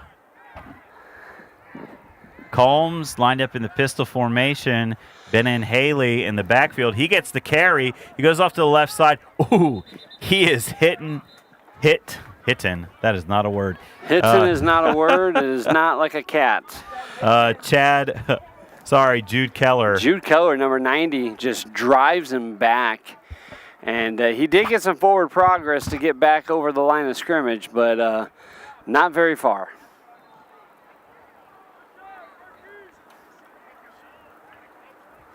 All right. I want to give a shout out. Hey, you, number 69. What's your name? Benjamin Norton. Benjamin what? Norton. Benjamin Norton is the man right now, picking up trash of others, being responsible. That's what Benjamin, we've say been hi, talking about Mom. this week. We're thankful for that. Yep, there's his hi, Mom, for you. All right, so Ray Ransom with the catch. Oh, you can tell her later. All right. Tell her to watch the rewind. So Ray Ransom is on the catch on that from Oliver Combs. So it's going to be 1st and goal from the 10-yard line. We're just under a minute to play here in the 4th quarter. Varsity action between the Raptors and the Bulldogs. So to catch you up, Brother Jason, towards the end of the 1st and the 2nd game, they have been finding some stride in that passing game between Combs and number 24, Ray Ransom of the Raptors. So we'll see if they stick with that, or Harlow has been their workhorse all week. Harlow does get the pitch. He goes the left side, and he's brought down. That's David O with the tackle. So it looks like they backed him up just a little bit. He came short of the line of scrimmage there, and they have dropped the chains over there, which means we are within the last 10 yards on the field, so it'll be 2nd and goal. That's going to be the end of the 1st quarter. With the 2nd quarter of the varsity game between the Raptors and the Bulldogs.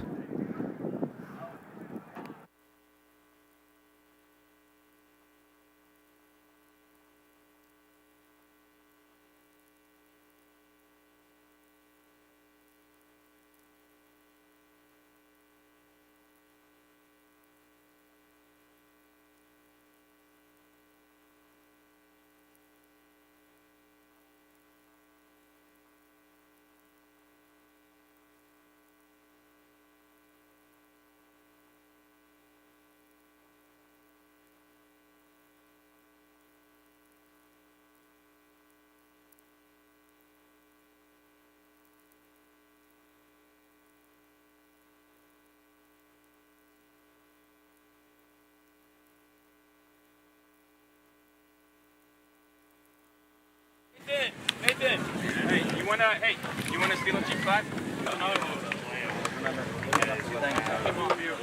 Ball security, gentlemen. Ball security. Yeah, so he gets to the left side. Line.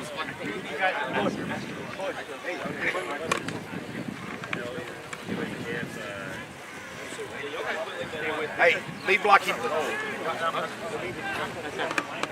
Hey, who dropped their hat?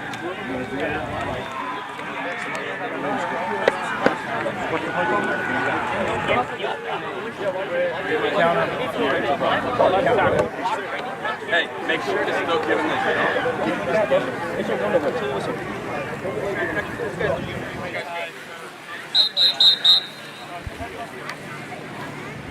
All right, so just in from field 2, that junior varsity game is over.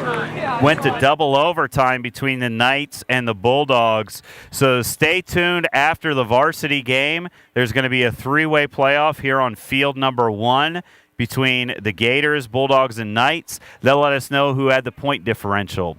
Here to the play, Combs in the pistol. He takes a snap. He hands it to Harlow. He's off to the right. He's got a hole. He breaks through it, and he's into the end zone. Harlow hits the hole. Yes, he just hits it there, Brother Jason. He makes one little move, and then he's in for the score, just what the doctor ordered. I feel like they always score at this end of the field. They do. They do. They love scoring at this end of the field.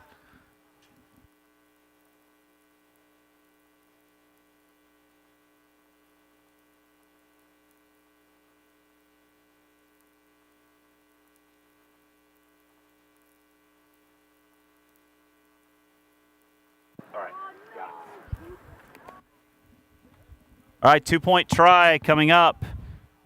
Combs is going to go underneath center. Herring and Harlow in the backfield. Herring gets the carry. He goes forward. He's pushing, but he's driven back. That conversion attempt is no good. So it's going to be 6-0. Raptors with the lead. Not waiting till the end of the game today to score. No, that's good. That's good for them. And, we knew that they were wanting to get some points on the board early, build that confidence a little more.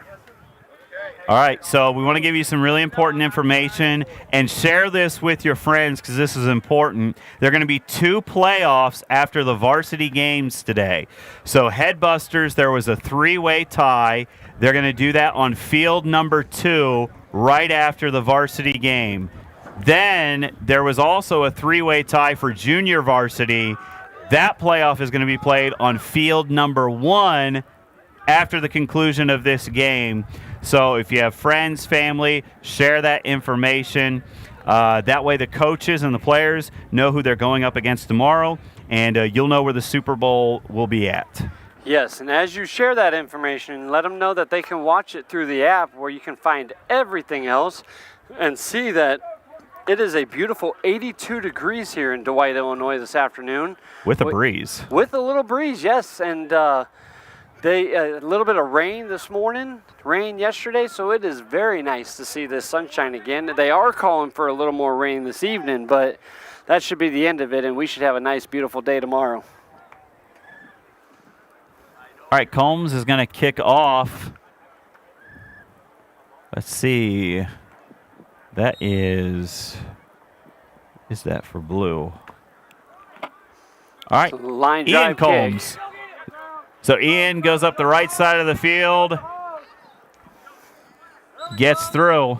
So I should probably emphasize now that those are brothers, Oliver Combs and Ian Combs. Well, you know what, Brother Jason? I don't want to assume that they're brothers, but I'm going to say with that spelling, they're definitely related. Yes, it's a different spelling than the comb you would use in your bathroom. It does have 2 O's in it, and I think I probably mispronounced it earlier in the week and said Coombs just because it had 2 O's in it. The English language, you got to love it. All right, so 6-0. Raptors are up on the Bulldogs. Bulldogs have had the ball, and Brother Jason, it's been interesting because it's been heavy on the pass rather than the run. It's the opposite of what we've seen. And Speedy Gonzalez out to the left here as a wideout, probably looking for another pass here. James down to the far left, Keller in the shotgun, David O beside him. He goes, he throws it, Angel catches it, and he's going to be down. It'll be a short gain for the Bulldogs. Yeah, and so you want to see positivity. Both sides of the field, the receivers did a little button hook route, and both of them were open. And he took the right side and passed it there, but he had the left side just as open for that little button hook.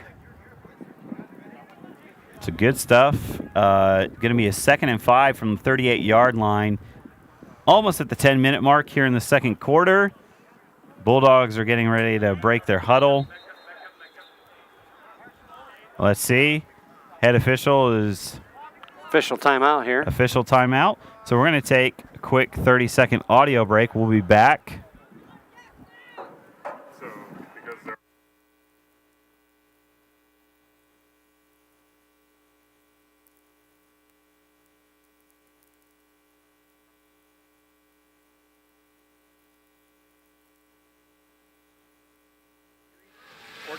4K? Oh, we're not streaming 8. 1080. But this is a 4K camera. Gotcha. Yeah. 4K will probably I mean, crash the server. 90% of people are watching on phones, so 4K doesn't matter. Yeah, also the, Who? No. All right. They've broken the huddle. That official timeout's over. Keller lines up the shotgun, 4 wide receiver set. David O beside him. He hands it. He goes up the gut. He's got a little bit of space. This is where the line judge has it marked, which is just shy of the first down. So it's going to be 3rd down and 1 here. And beautiful handoff, beautiful run. He hit his hole and had a little bit of space there. The linebackers for the red team met him and kept him from getting that first down. Yeah, nice halfback draw.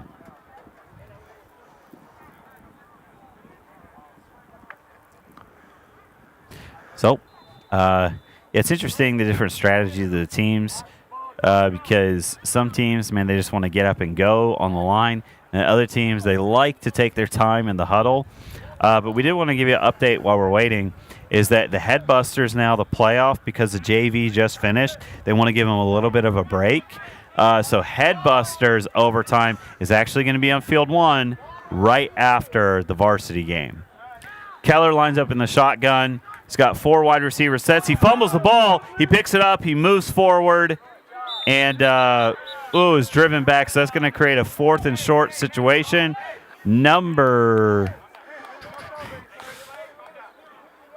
Gets a 1-yard loss in the process. That's Nay with, he said nay. Okay, just kidding.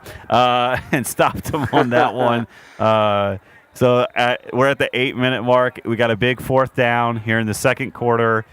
Raptors have the lead. They're up 6-0. Yeah. They've broken the huddle. They look like they're going to punt. Harlow's going to go deep. Man, I think I would go for it here, honestly. Combs it's just is 2 going yards. to punt it. Good snap. Good high punt. Wow. That is the best punt I've seen all week. Woo. Those red players and coaches were saying clear, clear, clear, and stay away from it. They don't want to accidentally touch it because the hang time on that punt was the best we have seen all week, and there were so many blue players around it by the time it came down out of the air. Yeah, it's a very impressive punt by Ian Combs. To the 28-yard line, it looks like. And I know sometimes people are like, oh, it's just a punt. That's not as easy as it looks. Actually, what I was worried about, Brother Jason, was our drone. That's what I was worried about. Yeah, I wonder if they got a good shot of it. Yeah, that was we have a little bit of a canopy over, and we had to lean out to see how high that punt got. So impressive stuff. Nice high punt, but it got some distance on it too. It did.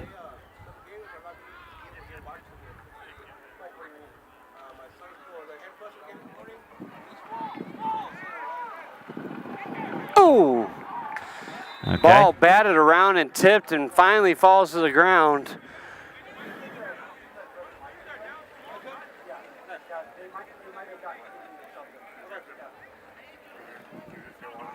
Yes. Thank you. Where did that water come from?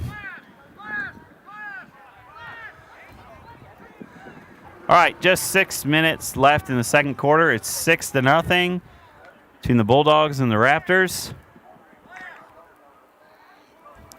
Here we go.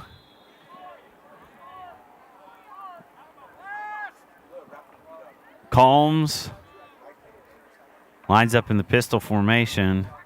There's a snap. There's the handoff to Harlow. And he is brought down immediately. That's Keller. That is Keller. Keller. The coaches were on the sideline yelling blast, and I was like, oh, I wonder if that means blitz. And he sure enough blitzed right up the hole and got to that quarterback right at the right time. Ball on the 28. It says 3rd and 24 to go, but that's not accurate. It's about 3rd and 14, maybe 3rd and 13. I would say you're right, Brother Jason. It's 3rd and 14 would be my guess. So, well, all right. Combs lines up in the pistol as they've run out of most of today. He fakes it to Harlow. He throws deep. He's got Ransom. Oh, he catches it. Was he in bounds? Oh, let's see what the referee says. And he says that is a catch. He says they're moving the lines. He says he got a foot in. That's all he needs is one. He doesn't need both. I hope that we have that shot. I'd like to see the replay on that one. That was a beautiful pass by Combs and Ransom. And people don't realize, Brother Jason, how difficult that is. Yes. To keep your eye on the ball, to get your hands out to catch it, also with your feet to be able to get them down in bounds. Yes, make sure all of it happens at the same time. Does take a little coordination, and for the quarterback to put the ball on the spot. Whew. And that was double coverage there. It sure was. It was well played and executed. All right, here comes Combs. Oh, there's movement. See what the referee That is on the offense. It is a false start because the halfback started going before the play snapped. What we teach the offense to do is to watch the ball. Keep your eye on the ball. You don't move till the ball moves. That way they can do a 1 count or a 2 count. And if you do a 2 count, you're trying to draw the other team to move and not you move. So. And that's what I was going to say. The counts are not as complicated as you would see on television. We try to keep things as simple as we can here at Man Camp, even at the varsity level. So it's 1st and 15 from the 40? 1st and 15 from the 40. I don't know. Should be. Handoff up the middle.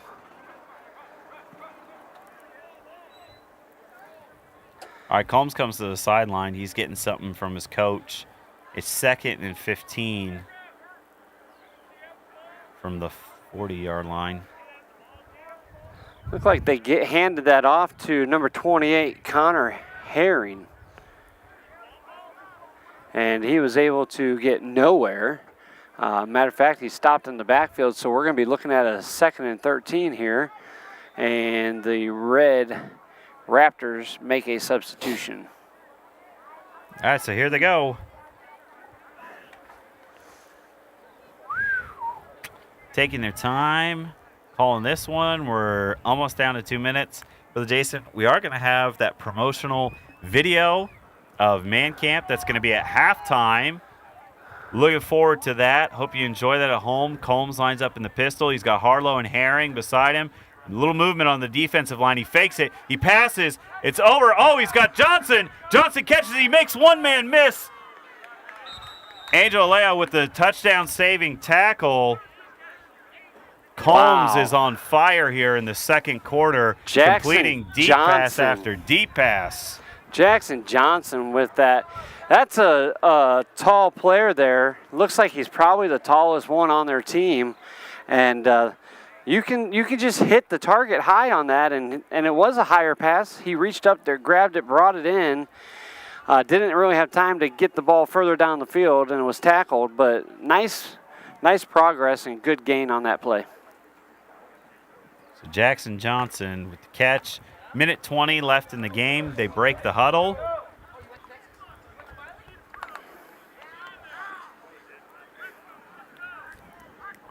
Combs takes a snap. He keeps it himself. Up the gut, he's hit. Stopped. All right, Raptors take a timeout. Minute 3 left. They have 2 remaining. It's going to be 2nd down. And looks like it's going to be 7 or 8. Close game. Good action. So, Jason, let's update people as to what's going on. There is going to be 2 playoffs this afternoon. Both of them are going to happen on field number 1. Headbusters are going to go first, then junior varsity. Yes. And we'll explain why one team gets a bye and another team doesn't get a bye. You should be able to check that in the Man Camp app to see who had the better point differential. Yes, so the standings on the Headbusters here is the Raptors 2-1, Gators 2-1, Knights 2-1, and the point differential is it's a plus 40.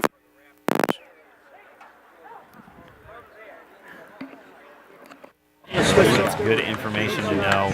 You want to make sure you check that on the Man Camp app. And, of course, we want them, Brother Jason, to share that information because somebody could wake up tomorrow morning and be like, hey, wait a second, I thought there was a playoff tomorrow for Headbusters. And that is what we told you earlier, but yes, please get the word out as fast as you can because when this Just go blast on them.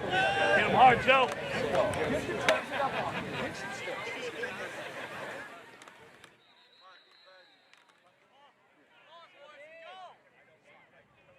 Of course, we've got to where we're at because of the deep pass by Combs to Johnson. Combs has had 2 big completions on this play. Ransom's to his far right. He fakes it. He's looking for the receiver. He throws downfield. He's got Ransom. Oh, and just through his hands. Whoa. That would have been a big one. It was a little bit behind him, and that's a difficult catch. But as my coach used to tell me, if you can touch it, you can catch it. Yeah, I was just going to say, he comes over to the ref complaining about a face mask, but in the end, it was right through your hands. You got to catch that ball when it's there. That would have been a touchdown, definitely. Oh, absolutely. It was past all the defense and probably just took his eye off the ball there. So safety, that's why it's such an important position. They're allowing the receivers of the Raptors to get behind him. Ransom's on the line. Combs looks. He's looking that way. He's got a lot of pressure, but he's got Harlow in the flat. He breaks through that one tackle. He's going down the sideline. He cuts back inside. They're going to say that he's out of bounds, but that's going to be in the red zone. Yes, so on that play, Clock stops because it's under 1 minute. They ran something very similar there because I watched it on the last play, and he came through. They took the fake handoff and what he was trying to do, but instead they did the downfield pass. This time they came back to him, and he was able to catch it in the flats and work it upfield, and he was pulled out of bounds basically. I got to say, past the 20. I'm very impressed with Combs, his composure. He's had a lot of pressure in his face this afternoon, but on this drive alone, he's had 3 huge completions, trying to take a double-digit lead into halftime. Brings them to the line. Combs takes the snap. He looks to his left. He turns to his right. He's going to keep the ball. Oh, close to a horse collar right there. Then he hits him straight forward. Man, thought that was the clock is going to continue to tick, but the Raptors, they do use their timeout. Conserve some time. 32 seconds left in the first half. I thought they were going to pull him down in the backfield. They had a good grab on his shirt, and like you said, very close to a horse collar, but he was able to break free of that and get another 15 yards almost. Excellent play. Just a great player this week. It's going to be fun to watch him tomorrow in the Super Bowl.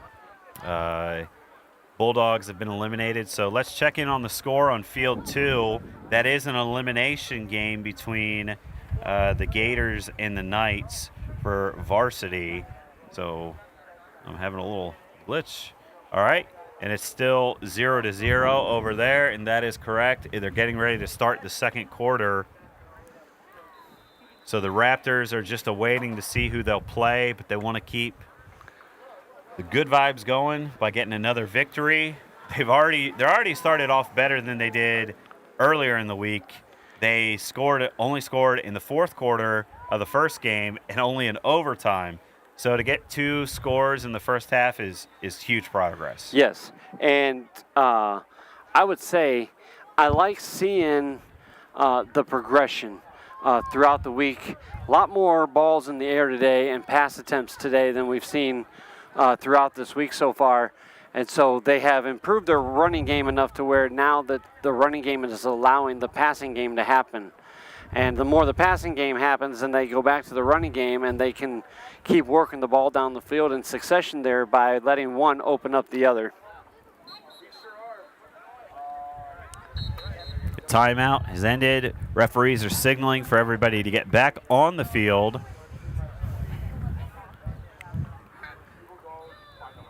Second down and 1 from the 8-yard line. So they need 1 yard for the first down, 8 yards for the touchdown, 32 seconds left. They do have 1 timeout remaining. All right. Lineups up in the pistol. Herring and Ben and Haley.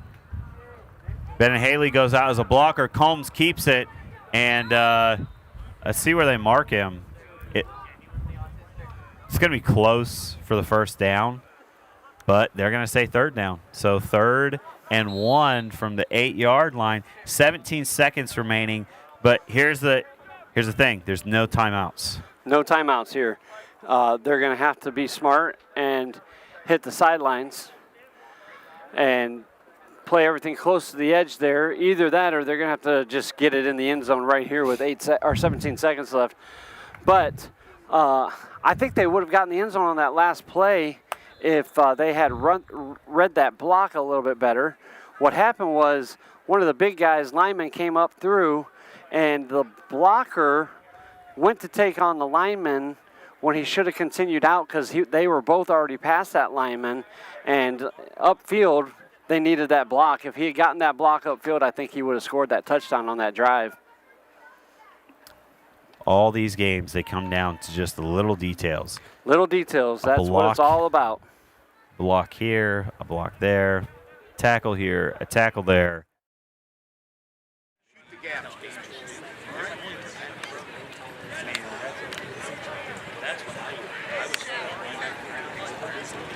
What's going on? What are you seeing there?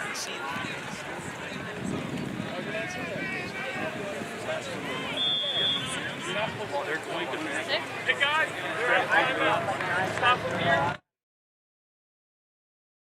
It's 3rd down and 1 from the 8-yard line. 17 seconds remaining in the half. Like that the center, he dries his hands because the field is still a tad bit wet from all the rain earlier this week. Mm-hmm. Combs prepares, he takes the snap. He looks, he throws. Oh. And it's completed to Johnson. It went past Ransom, past the defender for the score. I couldn't even see Johnson there, and he's the tallest player out there, but their helmets were kind of blending together. I thought the receiver wasn't even looking at the ball, and then all of a sudden, out of nowhere, Johnson just appears with the ball. All right. Well executed play there for the Raptors, and that puts more points on the board.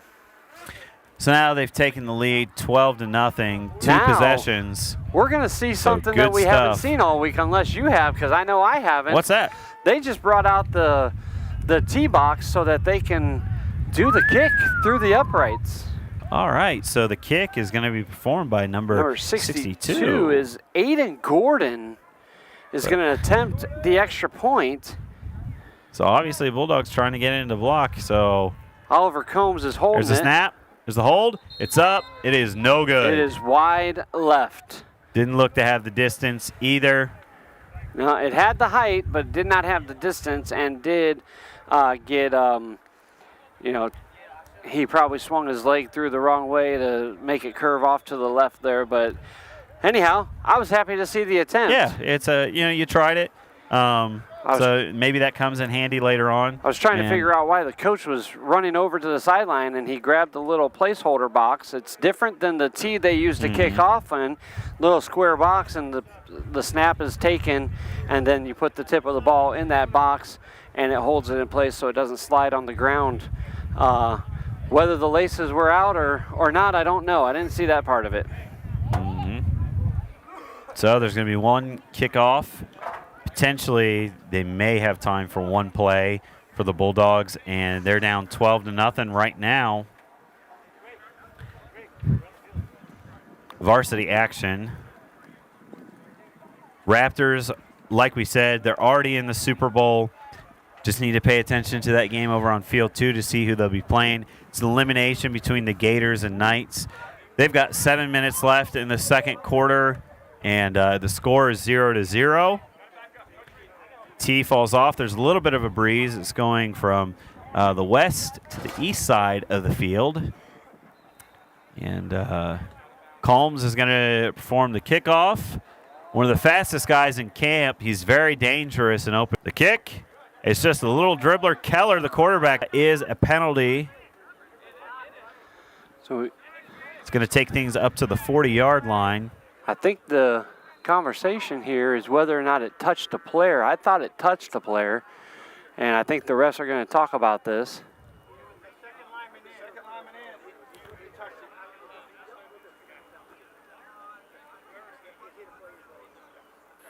So they're going to pick up the flag and just put it where it went out of bounds.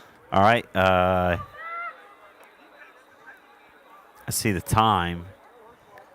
It did run down to 0, but under a minute, the clock should have stopped. Well, so as they sort things out. There was only 12 on it to begin, yeah, correct? You are correct. And once it touches that player, it should have started, but that wouldn't have taken 12 seconds to roll out of bounds. So they corrected it. It's 4 seconds left on the clock.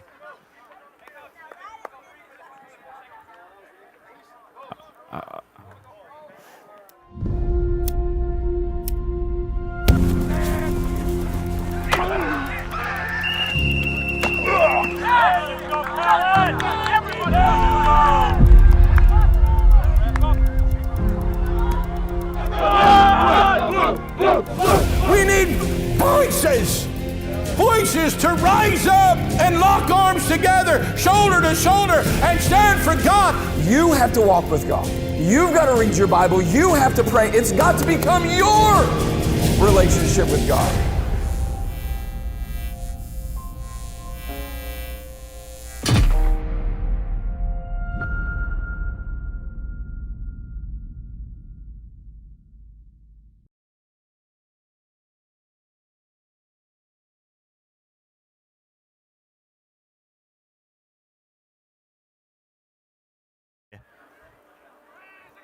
There's a snap.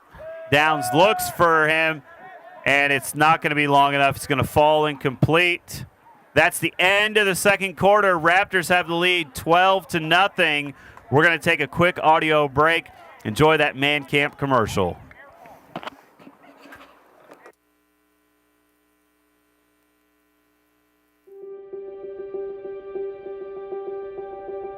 For over 8 decades, Bible Tracts Incorporated has remained committed to a singular mission, the Word of God to all the world. Today, despite unrest on the world stage, despite economic pressures, despite opposition from the world, the flesh, and the devil, BTI continues to pursue that goal with quality and intensity. Would you pray for us? Through BTI, God's people have invested hundreds of thousands of dollars into printing and shipping millions upon millions of gospel tracts worldwide over the past few years. Yet, the worldwide need is still so great. If you don't habitually carry tracts with you for the purpose of giving them to people that God brings across your path in your daily life, please consider beginning to do so. We will give you tracts for free. Just visit our website to place an order today.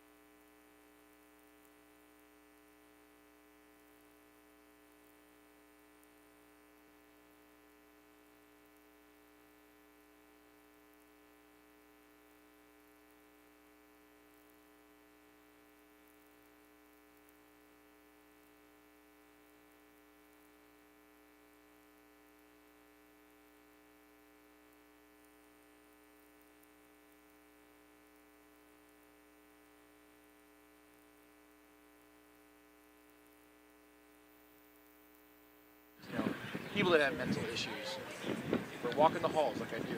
Hey, go to church. Come down. Walk down the hall. The door sometimes open. It's nursing home, right? We're walking past this room. There's a woman standing in this room, just staring at the wall. But not a stitch of clothing on her. And she's just standing there, like, kind of quartered away, thankfully. I was like, oh my goodness. She's like, go back, go back. She goes to close the door. I'm like, I'm telling you, it's never happened before, ever. So we both have a laugh. This woman was probably like in her 50s. Next Sunday we come back, she's like, wait a second, let me go down the hall first. Sure enough, she like pulls the door shut. Just Anyway. Are they different though? Huh? Yeah. They're supposed to have the headbuster split up here Right. and JB have to turn around. Okay. So Just keep it on the same I think just keep on the same thing. Okay. I would rather do that than try to stop it and not get it back on in time. Okay. Hey, so for tomorrow, Yeah. well, have you listened to any of the streams or Bits commentaries? and pieces, but I'm not like steady. So just curious as who we ought to have for tomorrow. Obviously, Yeah. and I would either say Ryan. I thought Ryan had a good week. Okay. That's my thing. Either him or who else was there? Is that Also, Jeremiah? Jeremiah did good, and Going up there right now? Texas. Jason. Jason. They all did good. I'll ask Andy. Yeah, that's why you're And then we're doing- We did a little bit with Isaac Esch, who they've done before, and he's also a coach. He did good too. But, so, if he asks us, I'm okay with it, if you're okay. What about on just the afternoon games, both terms? Okay. And I'll plan on being there. I'll should be able to be out here for most of it. Okay. I'll probably have to cut out like somewhere to the third quarter, but Okay. hopefully I have enough people. Do you want to try to do any in-person interviews? I would, but we could still do it, but Yeah, I think we could. As long as it was close. yeah.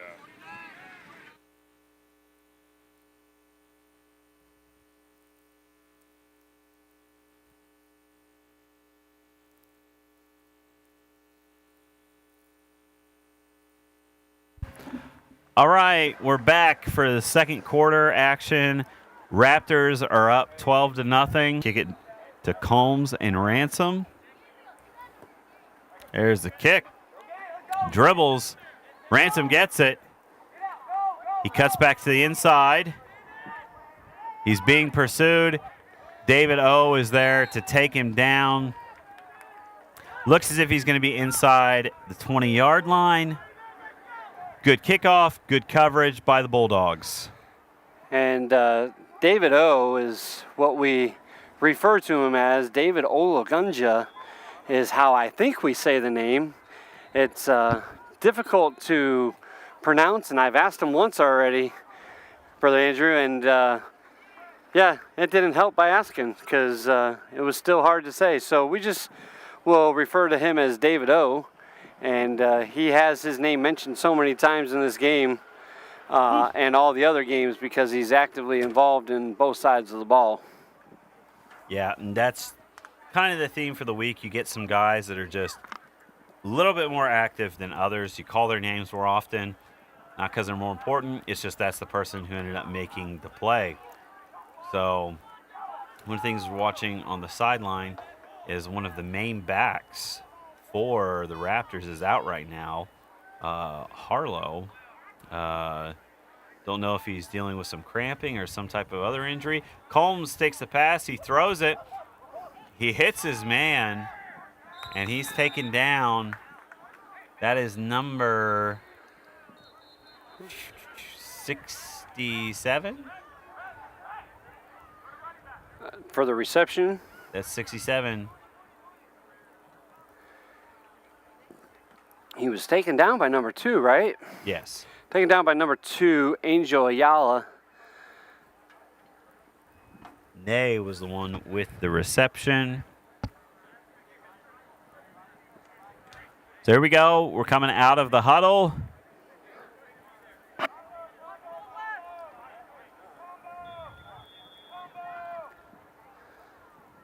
Combs lines up in the pistol. He takes the snap. He hands it off to Ransom. Ransom moves forward for a short gain. It'll be 2nd and 9 from the 33-yard line. 9:35 remaining in the third quarter. And if you're the Bulldogs, right, able to finish. That they wanted to treat this like it's a 0-0 game, and they want to just add points. So if I'm the Blue Bulldogs here, I am definitely trying to get them off the field and get our offense back on it. It's totally understandable. That is a Number hard tackle. 4, Luke Spencer, grab of the jersey and swung him in a 360 onto the ground. That took a little bit of strength. Yeah, to say the least. Woo! That was a tackle and a half. 12-0. Clock's ticking down to 8:25 left. A nice needed stop, and number 86 off the field, and number 99 Max Reiser comes in the game for the Blue Bulldogs. Jacob Keller watching over the middle. All right, Combs throws deep. He's got Ransom. Oh, but the safety, Angel Alea, comes up with the interception that flips the field. So a mistake there. Yeah, he catches that right at the 50, so nice change of possession, nice defense, right in position at the right time, was able to turn his body to block off Ransom from getting that ball, and in doing so, he's able to reach up and grab it and bring it in for himself. So good interception there by the Blue Bulldogs. Indeed. So Bulldogs are going to take over. They're down 12-0. About 7.5 minutes to go. Ian Combs limping to the line. He's playing center now. They have a 4 wide receiver set. Keller's the quarterback. And there's the snap. He's looking to go downfield. Nobody there. There's a miscommunication. Only person that was close was number 35, Kyle Walker for the Raptors. Yeah. And so sometimes that happens, Brother Jason. There's a miscommunication between the receiver and the quarterback. Yeah, it's just batted down and passes a little short, ran the wrong route, or maybe the quarterback got bumped while he's throwing, something like that. But, yeah, it definitely just fell to the ground, thankfully, and they still have an opportunity to put some points on the board. Yep. So here we go. 4 wide receiver set. They've been running out of that shotgun formation the entire game. Keller throws downfield, and it's over Downs' head, and not able. Yeah, I don't think Keller's too happy. He wanted the receiver to go deep, and that pass was well past the receiver, and so he ripped his mouthpiece out and threw it on the ground. Brother Jason, I've done the exact same thing before. I understand. I hope he has some Orbit's gum to clean that mouth back out. I think that's what they talk about in the commercial. Got to make that. I don't know. I just wouldn't want to put the dirty mouthpiece back in my mouth, but. Well, sometimes that's what happens. Maybe a little Listerine will help him out. Too bad we don't have a sponsor that covers that. Exactly. We do have some sponsors this year. So Route 66 Family Restaurant. So those of you that are coming in tomorrow for Family Day, if you want to make a nice lunch or dinner of it, you can go to Route 66. It's just down the corner or down the block from the church, and it is excellent. Keller in the shotgun formation. Here's the snap. Fakes the handoff, throws. It's batted down by Johnson. Woo, he is a tall man, and he was going after the pick on that one. It's incomplete. It was a forward pass, so I think because he batted it down behind the corner, he was probably reaching around the 8-foot mark there. I think that's pretty incredible. He got up in the air and batted that down. All right, so we're waving to the camera. All right, now it's gone. Let me mention a few other of our sponsors. We just want to give them a shout out and a thank you, but Riber Construction, and they are a proud sponsor this year for 2026 Man Camp. All right, here's the snap. Here's the punt. Whoa, drives it way downfield. That's going to go into the end zone. So that's the second one that we've seen today. Yep, I definitely would let that one go. It wasn't anywhere near the returner, and he made the smart move by just watching it. So both teams have had a possession here in the second half. Interception thrown by Combs earlier, and then it was just they got one first down and then had to punt the ball away for the Bulldogs. You know, you're getting under 4 minutes in the third quarter, and 2 possessions at man camp. That's a lot to overcome. So they're gonna have to work on that. So we're gonna switch sides. So what are some of our other sponsors maybe that we haven't gotten to this week, Brother Jason? So we have some other sponsors, and they may not meet your needs because they're local sponsors, but we do want to just let them know that we're thankful for them.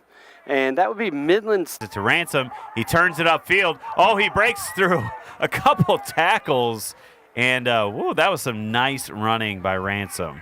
Yeah, he was keeping that defense moving. He was zigging, and then he was zagging, and almost like he was running from a grizzly bear there. But he made his way down to the 40-yard line, all in one run. That was pretty impressive. Just right up the middle, right, left, right, left, right, left. First down, big carry for this week. Combs takes snaps. He hands it to Herring. He moves to the outside. Then he runs inside, and he bullies his way down past another man. That's number 94 for the Bulldogs that brought him down. That was a beautiful halfback draw there to the right side. It was well executed. Miranda was the one that got in there for the tackle. So good stuff by the Bulldogs to prevent that from being any worse than it was. Now it's going to be second down and 1 from the 49-yard line.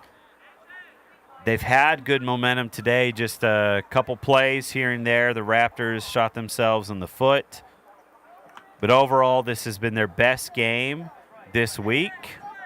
Most points that they've scored in one game. Which is what you want. If you're going to be playing in the championship, you want to improve upon each day. There's a snap, and Ben and Haley gets the ball. And, one thing that I don't think I've mentioned is they're pitching their second straight shutout so far by the Raptors defense. They've also given up 1 touchdown, 6 total points for the entire week. And they always say defense wins championships. Yes, that is the key. Defense wins championships, and that's for most sports. That's not just in football. Basketball does it. Soccer does it. Hockey does it. All right. Combs keeps it. He goes forward. And, whoa. All right. Well, I have a feeling we're going to get an unsportsmanlike conduct. And it negates. So, there. All right. Well, we're going to wait to see what the call is. So what we had there, Brother Andrew, was a little bit of extra hitting. Yes. Outside of the field of play. And we don't want to see that. I don't think either of the guys were happy about it. So we'll remove both the young men and continue on. But and it is difficult because towards the end of the week, you do have a little bit of a fatigue that sets in. Yeah. So you're right on that account where they are calling it on both and they offset, and so the ball will stay right where it's at. All right. So, and I know, Brother Jason, fatigue is starting to set in on my mind, at least. I've went through these names, I feel like 1,000 times. But it's good. That's what we do to make the week happen, and we're happy to do so. We hope that you're enjoying the broadcast. Do want to remind you that after this game, Headbusters are going to be first. Their playoff is going to be played on field number 1. They have a 3-way tie, and so we're going to be bringing that to you live. Share that with your loved ones and friends so they'll be able to tune into that action. And then after that, we're going to have a playoff for the Super Bowl for the junior varsity. There was also a 3-way tie. So we're going to bring that all to you. We're going to remind you of the overtime rules when we get there. Currently, there's 15 seconds left in the fourth quarter between the Raptors and the Bulldogs. Combs has had, in the third quarter, I said fourth quarter. Thank you, Brother Jason. And Combs has had 2 touchdown passes today, and Bulldogs have had some nice drives but haven't been able to finish any of them. Yeah, so as the referees are, I think they're giving warnings to both sides on this unsportsmanlike conduct, but they're still trying to they're talking through and getting it all sorted out here before we get back to action. While we're at that, we were talking about some of the sponsors, and as we have a 12-0 lead by the Raptors, they are looking to put some insurance points on. We have a company, an insurance company that has sponsored us this year, Country Companies, for your insurance needs here in Dwight, is a proud sponsor of Man Camp 2026. Dwight Ford is also a proud sponsor for all your vehicle needs here in Dwight. You come see the guys at Dwight Ford and let them know you heard about it on Man Camp app.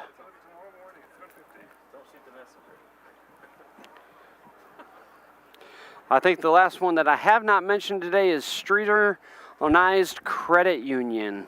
And obviously more banking, but we do appreciate them, and we want to give them a shout out for their sponsorship of Man Camp 2026. We thank all our sponsors for helping invest in these young men for the week, and we do not take sponsorship lightly.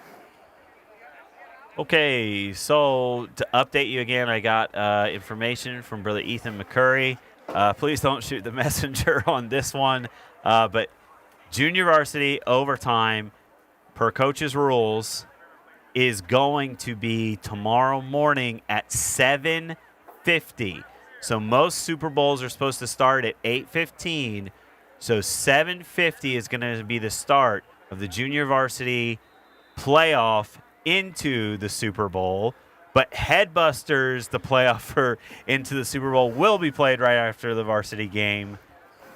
Brother Jason, what is left? What is right? What is up? What is down? Well, you know, Brother Andrew, I think the reason for that is junior varsity just got done playing. Absolutely. And Headbusters have been done since this morning.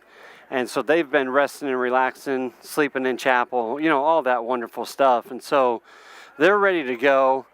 And they've had their little walkthrough practice and things like that. Whereas the JV, they're tired, they're worn out. They just got done with the game. And so we'll give them a little more rest, and then we'll see them in the morning. Absolutely. And we're definitely going to be running a little late on schedule. We're supposed to be at dinner right now. It's 5 o'clock. So, and we still have a whole quarter to go in this game. And they have 11 minutes in the third quarter on the other field. So, going to be a little delayed today.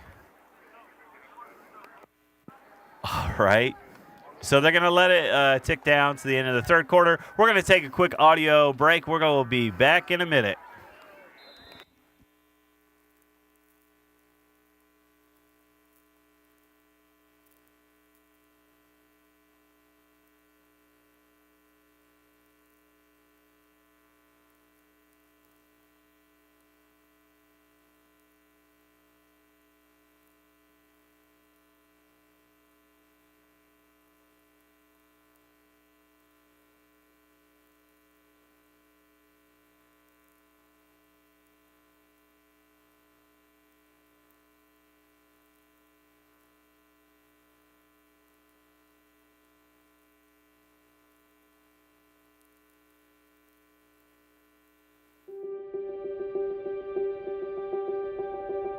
For over 8 decades, Bible Tracts Incorporated has remained committed to a singular mission, the Word of God to all the world. Today, despite unrest on the world stage, despite economic pressures, despite opposition from the world, the flesh, and the devil, BTI continues to pursue that goal with quality and intensity. Would you pray for us? Through BTI, God's people have invested hundreds of thousands of dollars into printing and shipping millions upon millions of gospel tracts worldwide over the past few years. Yet, the worldwide need cross your path in your daily life. Please consider beginning to do so. We will give you tracts for free. Just visit our website to place an order today.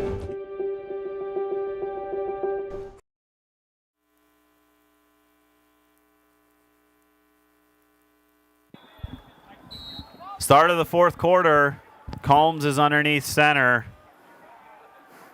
Here's a snap. He hands it off to Herring. Herring moves forward for a few yards. It's going to bring up 3rd and probably 8. Brayton Welch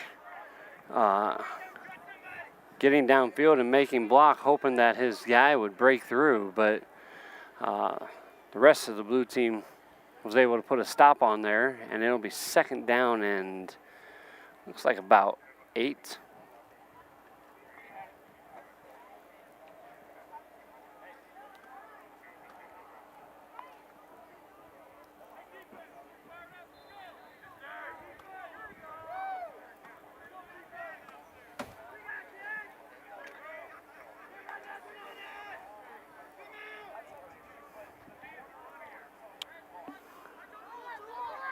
All right, here we go.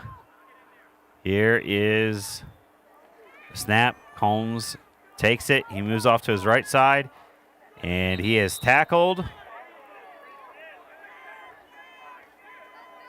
And so he's going to be short of the line to gain, so it's going to be 3rd and manageable for the Raptors. Of course, Brother Jason, if the Raptors are able to get the touchdown here, that's kind of the knockout punch. Pretty much ends things. Yeah, and, based upon the play for today, if they get up by 3 touchdowns, then it's going to be very hard for the Bulldogs to get there. I want to point out that Combs is very quick, and if he ever hit that edge at the right time, he'd be gone. Mm-hmm. So Combs takes a snap. He moves off to the right. He breaks through. It's going to be close. Probably going to go for it on 4th down. What is this? Is this Curry? Okay. All right, we're just talking about man candy just here for a second. So, I think these are the last 2. oh, man. Brother Andy, you are the man of God. All right. So, Brother Jason, for those unfamiliar, that is man candy. So, all right. So, we'll Yeah, enjoy just that. a little bit of history behind that is they got a smoker that goes, and during the middle of the day, they're always cooking something up for the staff to snack on. Some kind of meat in some form or fashion. Which I greatly appreciate because I love meat. All right, there's a signal. There's a timeout. So we're going to take a quick 60-second audio break. We'll be back in a second.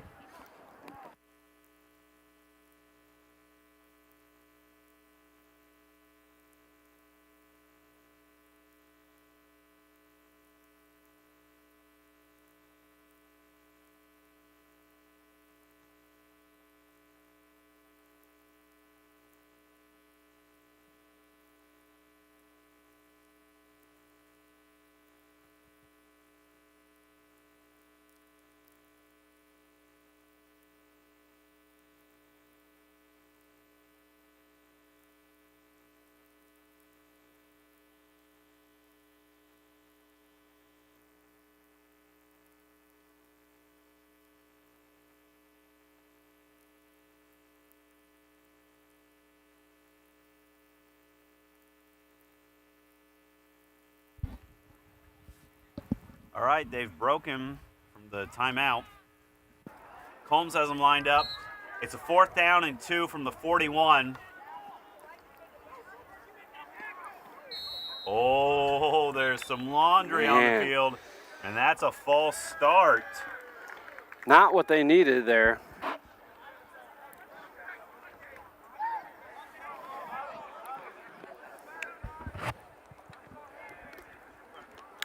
4th down and just a little bit longer than what they were planning on.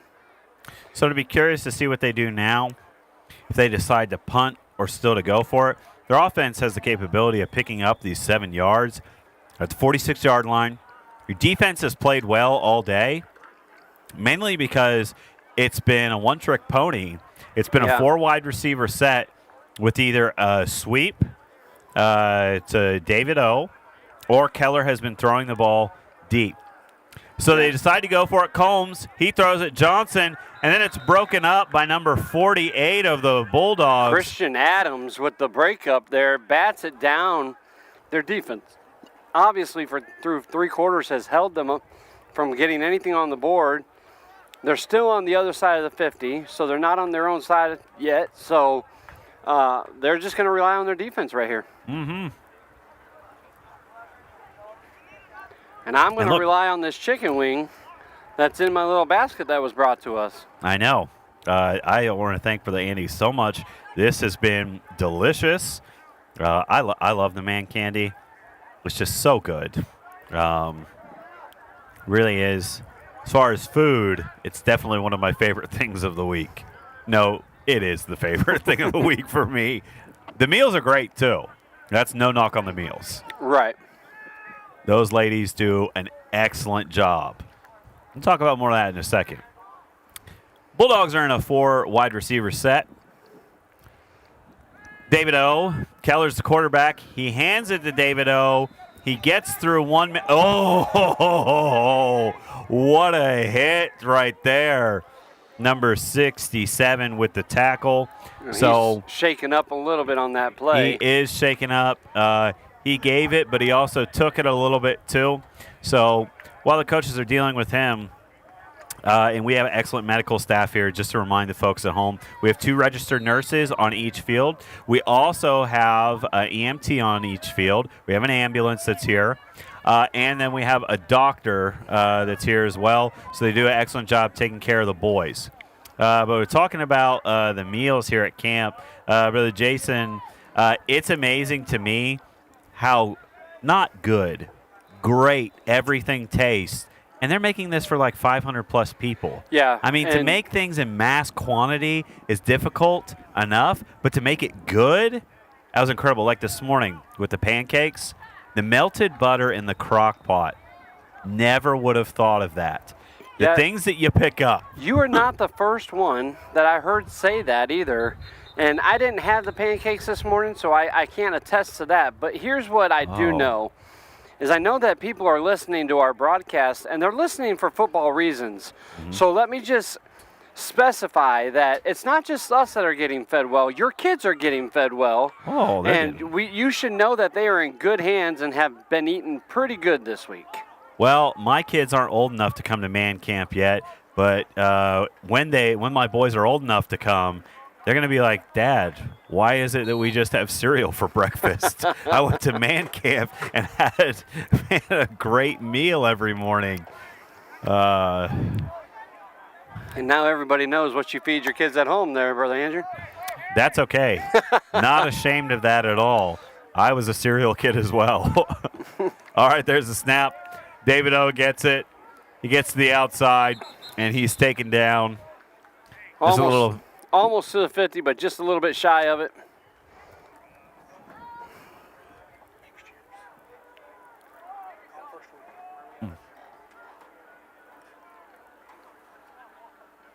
Okay, so next year's man camp will start on August the 1st, so that's a Sunday, and it goes all the way through August the 6th on a Friday. Now, Friday, just like tomorrow, will be family day, so we'll want you guys to come out, see your boys play. They do an excellent job. Join us for the last service. Service tomorrow starts at 4:15, runs through 6:15. Then you're welcome to stay for the awards that's afterwards and the dinner. Domino's Pizza. You never go wrong with that. Okay, normally it's been, there's a fumble on the field. Spencer. Ball still loose. Gets on top of it. From our angle, it looks like it Blue recovered. No signal from the referees yet.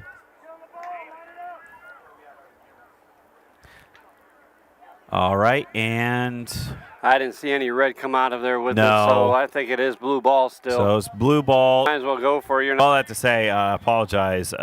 Normally the camp ends with pizza and Domino's, but I don't know that for a fact, so don't hold that as the gospel truth. Only the gospel is the gospel.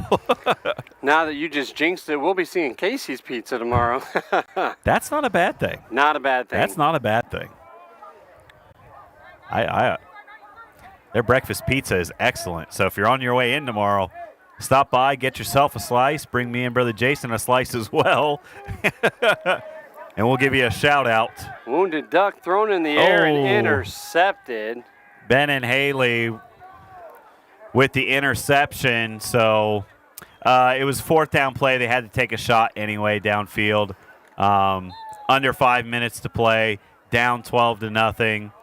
Raptors really have one goal here. That's just run out the clock and go to the Super Bowl 3-0. And Brother Noonan continues his streak. I'm going to need to ask someone how many wins in a row it is, but it is a ridiculous amount. Well, here's what I know. He tied the record set by Brother Grimaldi, which is 3 championships in a row. And it's Brother Grimaldi's last record. So if Red wins this year, they will break the record and have 4 straight championships on the Red team. All right, Combs lines up under center. He gives the ball to Herring. Herring, nice spin. He gets downfield. Look at the big boy roll. And he gets a first down on that one. That's how you run out the clock. Yeah, that he started spinning and stepping sideways there for a little while. Did a lot of stutter stepping. I thought maybe he was going to break it at one point, but they were able to bring him in, but not before he gained nearly 30 yards. So just a reminder, there's going to be a playoff, a 3-way game playoff for Headbusters. It's the Gators, the Raptors, and the Knights. They'll be on the south end of the field, so we'll bring you that action directly after this game. There'll probably be a brief audio break and a commercial promoting Man Camp. We hope that you join us. And other announcement that Brother Ethan wants me to express to the home crowd and share this with others is there'll be a playoff tomorrow for JV. 3 teams participating are the Knights, Bulldogs, and Gators to determine who goes to the Super Bowl against the Raptors. So make sure that you tune in for that. That time, the start time of that game is 7:50. So 7:50 tomorrow in the morning. So if you're on the East Coast, that's going to be 6:50 in the morning. So get up early. Enjoy some cereal, which is completely normal to eat, Brother Jason, and enjoy the game. Oh, they're an hour ahead? Yeah. Oh, it'll be 8:50. Yes. Okay. Sorry, if you're in the Mountain West time. All right. It would be 6:50, and I'm a little tired. You'd actually be an hour ahead. And if you're still eating breakfast at 8:50, eating some cereal, that's fine too. That just means they were sleeping in till 8:30 and then grabbing breakfast. After this week, Brother Jason, sleeping in till 8:30 sounds amazing. Sounds really good. Everybody is just a little bit tired by the end of the week. All right, both teams are allowing the clock to just tick down here. We're under 2 minutes to play. It's 3rd down and 4 from the 24-yard line. Looks like the Raptors are going to go into the Super Bowl 3-0. Try to remain undefeated for the week and come home with that 4th straight championship for Brother Noonan. And that's just a sign, Brother Jason, that's good coaching because there's a draft every year. It's different players, so consistency from him and his coaching staff. Combs rolls out to the right. There's some dirty laundry on the field. Their move wasn't quite enough for the first down. So let's see what the head referee signals. Flag came in after the snap, so it is a hold on the offense. It's going to back them up 10 yards.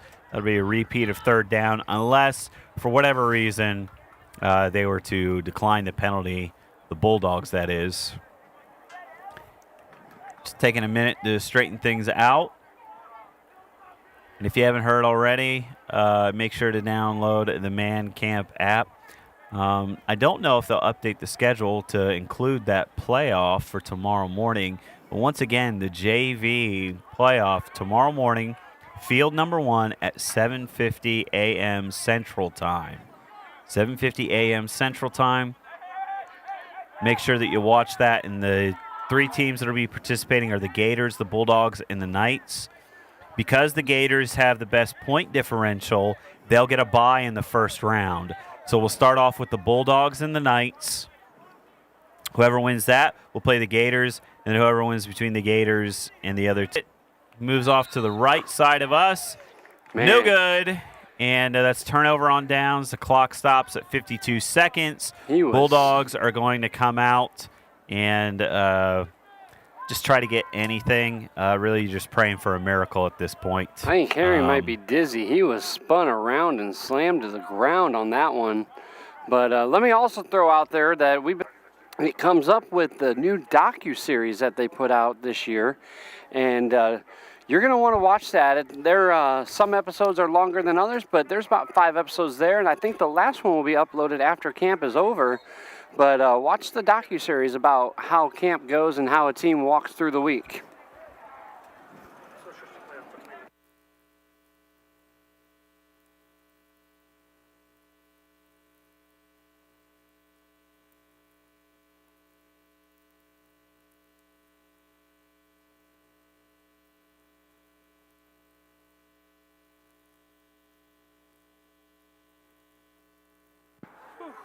All right, Keller gets in. He throws it to Angel Alea, and he completes it. So, you and Brother Jason are a little new to this. Brother Jason more than me, so I should have had this down, and I apologize to you. So the Headbusters, they're going to have their playoff here. The Raptors, because they have the better point differential, they're automatically into the Super Bowl.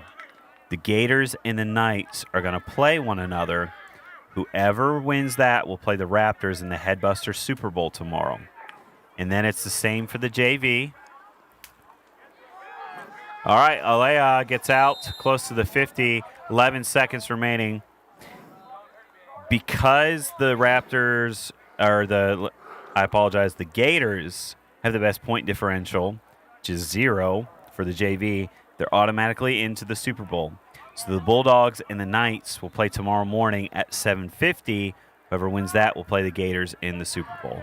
All right? And when you say play, you do mean in the overtime format. In the overtime format. That is correct. Which, for those of you who are unclear about the overtime format, it is 4 plays from the 10-yard line to get a point. Both teams get possession. Possibly the last play of the game. Keller throws it. It's incomplete, so we will have another one. Only 3 seconds. We'll run off the clock. It's 2nd down and 10 from 46. Unfortunately, Brother Jason, there is no play to cover a 12-point spread with 7 seconds left in the 4th quarter. That is accurate and probably the most accurate thing you've said all day. And I joke, you've said some accurate things, but there is no way they can get 12 points in 7 seconds. I was just referring to your cereal comment. Yeah, it's because I laughed earlier, all right? But I can't bring that up. All right, so here we go.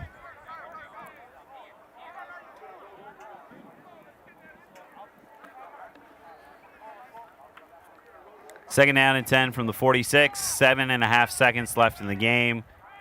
12-0. Oh, the snap is high. Keller recovers it. He looks downfield, and he's brought down for a sack. That's time. That's the end of the game. So final score, Raptors 12, Bulldogs 0. Game is over. Raptors head to the Super Bowl tomorrow undefeated. They are going to end up playing, let's see, Raptors will end up playing for Varsity. We'll see between Gators and Knights. That game's still going right now. It's currently 6-0. The Knights are up, so they're headed on their way to the Super Bowl if they finish that game ahead. But you can tune into that. That's on Field 2. In just a few minutes, we're going to bring up the Headbusters action.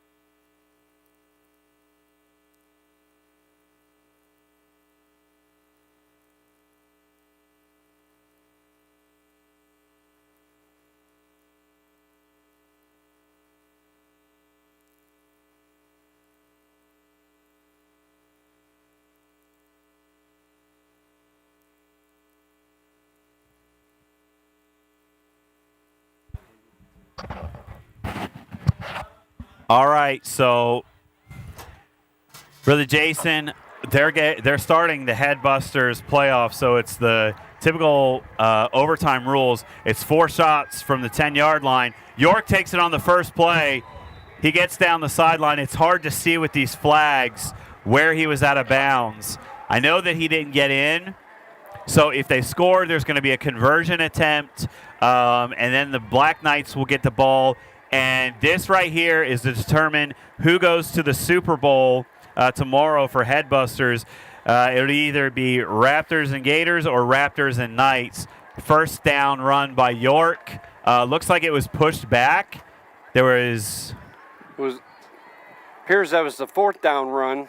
That was their 4th That was try. their 4th down run. We apologize for the miscommunication. So if the Knights score on the next 4 plays, they will. Okay, never mind. The Gators have already scored, so the Knights have to score. Delaney takes it to the right side. He moves, and he gets in on the very first try. So it's 6-6. If they get this conversion attempt, then the Black Knights will be headed to the Super Bowl tomorrow to face the Raptors. Yeah, that was a nice around the end there by the Knights to tie it up on the first try there. So now this is their point after attempt. My guess is Delaney is going to get the ball on this play. That's just my hunch. All right. Delaney's going to take it. He's got Barker and Lincoln lined up behind him. Delaney takes it. He keeps it, and he's brought down. That's Todd Monaghan, the second tackle for loss, so 6-6. That's the end of the first overtime in this playoff. And so now they're going to get 3 shots. And Brother Jason, if you could pull that up for me, please. It's 3 shots from where?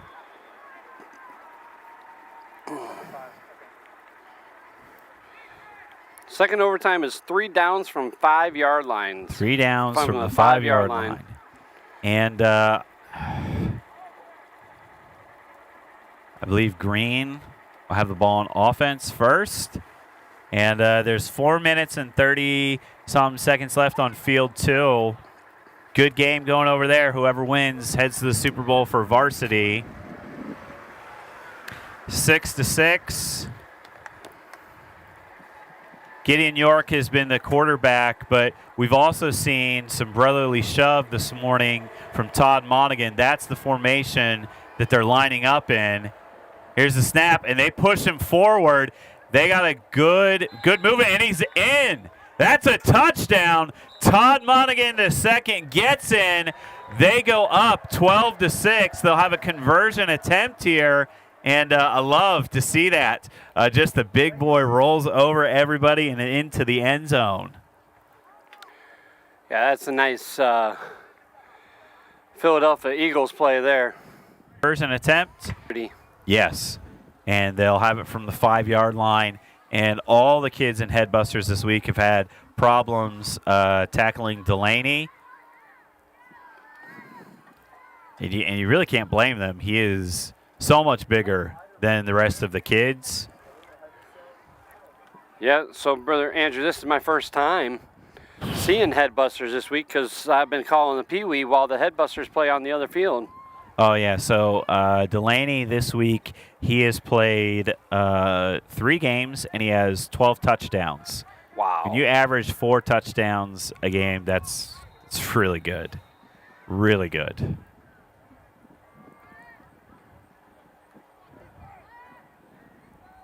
All right, Gideon York's going to take it out of the pistol formation. There's the snap. He hands it to Walton. Walton goes up the gut. Does he get in? And they say he's just short. Just short. So we're going to stay 12-6. Now they're going to get 3 shots from the 5-yard line for the Black Knights. 2:46 left in the other game. Varsity. Gators are up on the Knights. Let me ask you a question here. It looks like they might have negated that touchdown, and we don't know about it because there's no points on the board, and they're going at it again. Yep. Shows third, Third down. down. They do a silent count. And Monaghan gets in once again. So that first touchdown was negated by something, and they're all the way at the north end of the field. There's no communication between any officials or us because we're on the far end of the field. So 12-6 now. Now this will be their conversion attempt. We are not by any way upset that they didn't do it on our end of the field. It's just harder for us to see down there. It is harder for us to see, and it's harder for them to communicate. The referees don't have any walkie-talkies, so they're focused on doing the officiating, and they're doing an excellent job of that this week. York takes a snap.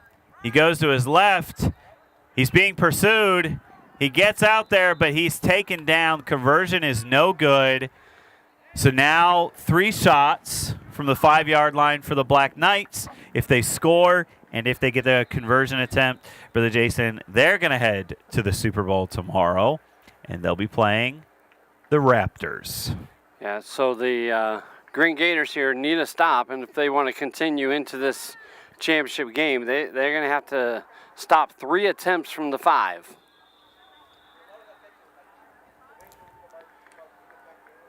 If they can do that, then the third overtime would go 2 attempts from the 3-yard line.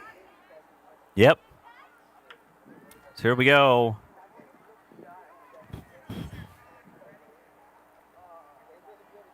Lincoln, Barker, and Delaney lined up. The pitch is to Delaney. He gets to the left end of the field, and he just waltzed right into the end zone. That's kind of been the story the entire week. Yeah. So 12-12. If this conversion is good, the Black Knights will be headed to the Super Bowl. If not, we will go to our third overtime, where it is 2 shots from somewhere less than 5 yards. Yeah, they're going to have to put a spy on number 24 there and just make sure he doesn't go anywhere and just play a man on him. But then again, you have no idea which side they're going to, so it's hard to do in this league. Absolutely. So here's the snap. There's a whistle. Looks like offsides on green. That's the signal that I got. No, they're. Yes, yep, it was. Offsides on green. Okay, just they're going farther back on that huddle for the Knights. So now it's half the distance of the goal, so it's going to be at the 2.5-yard line. Not really, it's just spotted between the 2 and 3. There's no actual half-yard line marker. And what I don't know is was there any contact on that offsides? Don't know. A man went in motion, so I don't know if somebody jumped over the line and hit the offensive line or not. All right, here's the snap. It's low. Delaney gets it. He's hit immediately. He powers forward, and the game winner. That's the game winner. Delaney scores, and the Knights are headed to the Super Bowl. So congratulations to them. This concludes our broadcast today. Join us tomorrow morning at 7:50, where we're going to have a playoff for junior varsity. It's going to be the Bulldogs versus the Knights. Whoever wins that will head to the Super Bowl to face the Raptors. I'm Andrew Lamb. This is Jason Moore. Thank you for joining us today. God bless and have a great evening.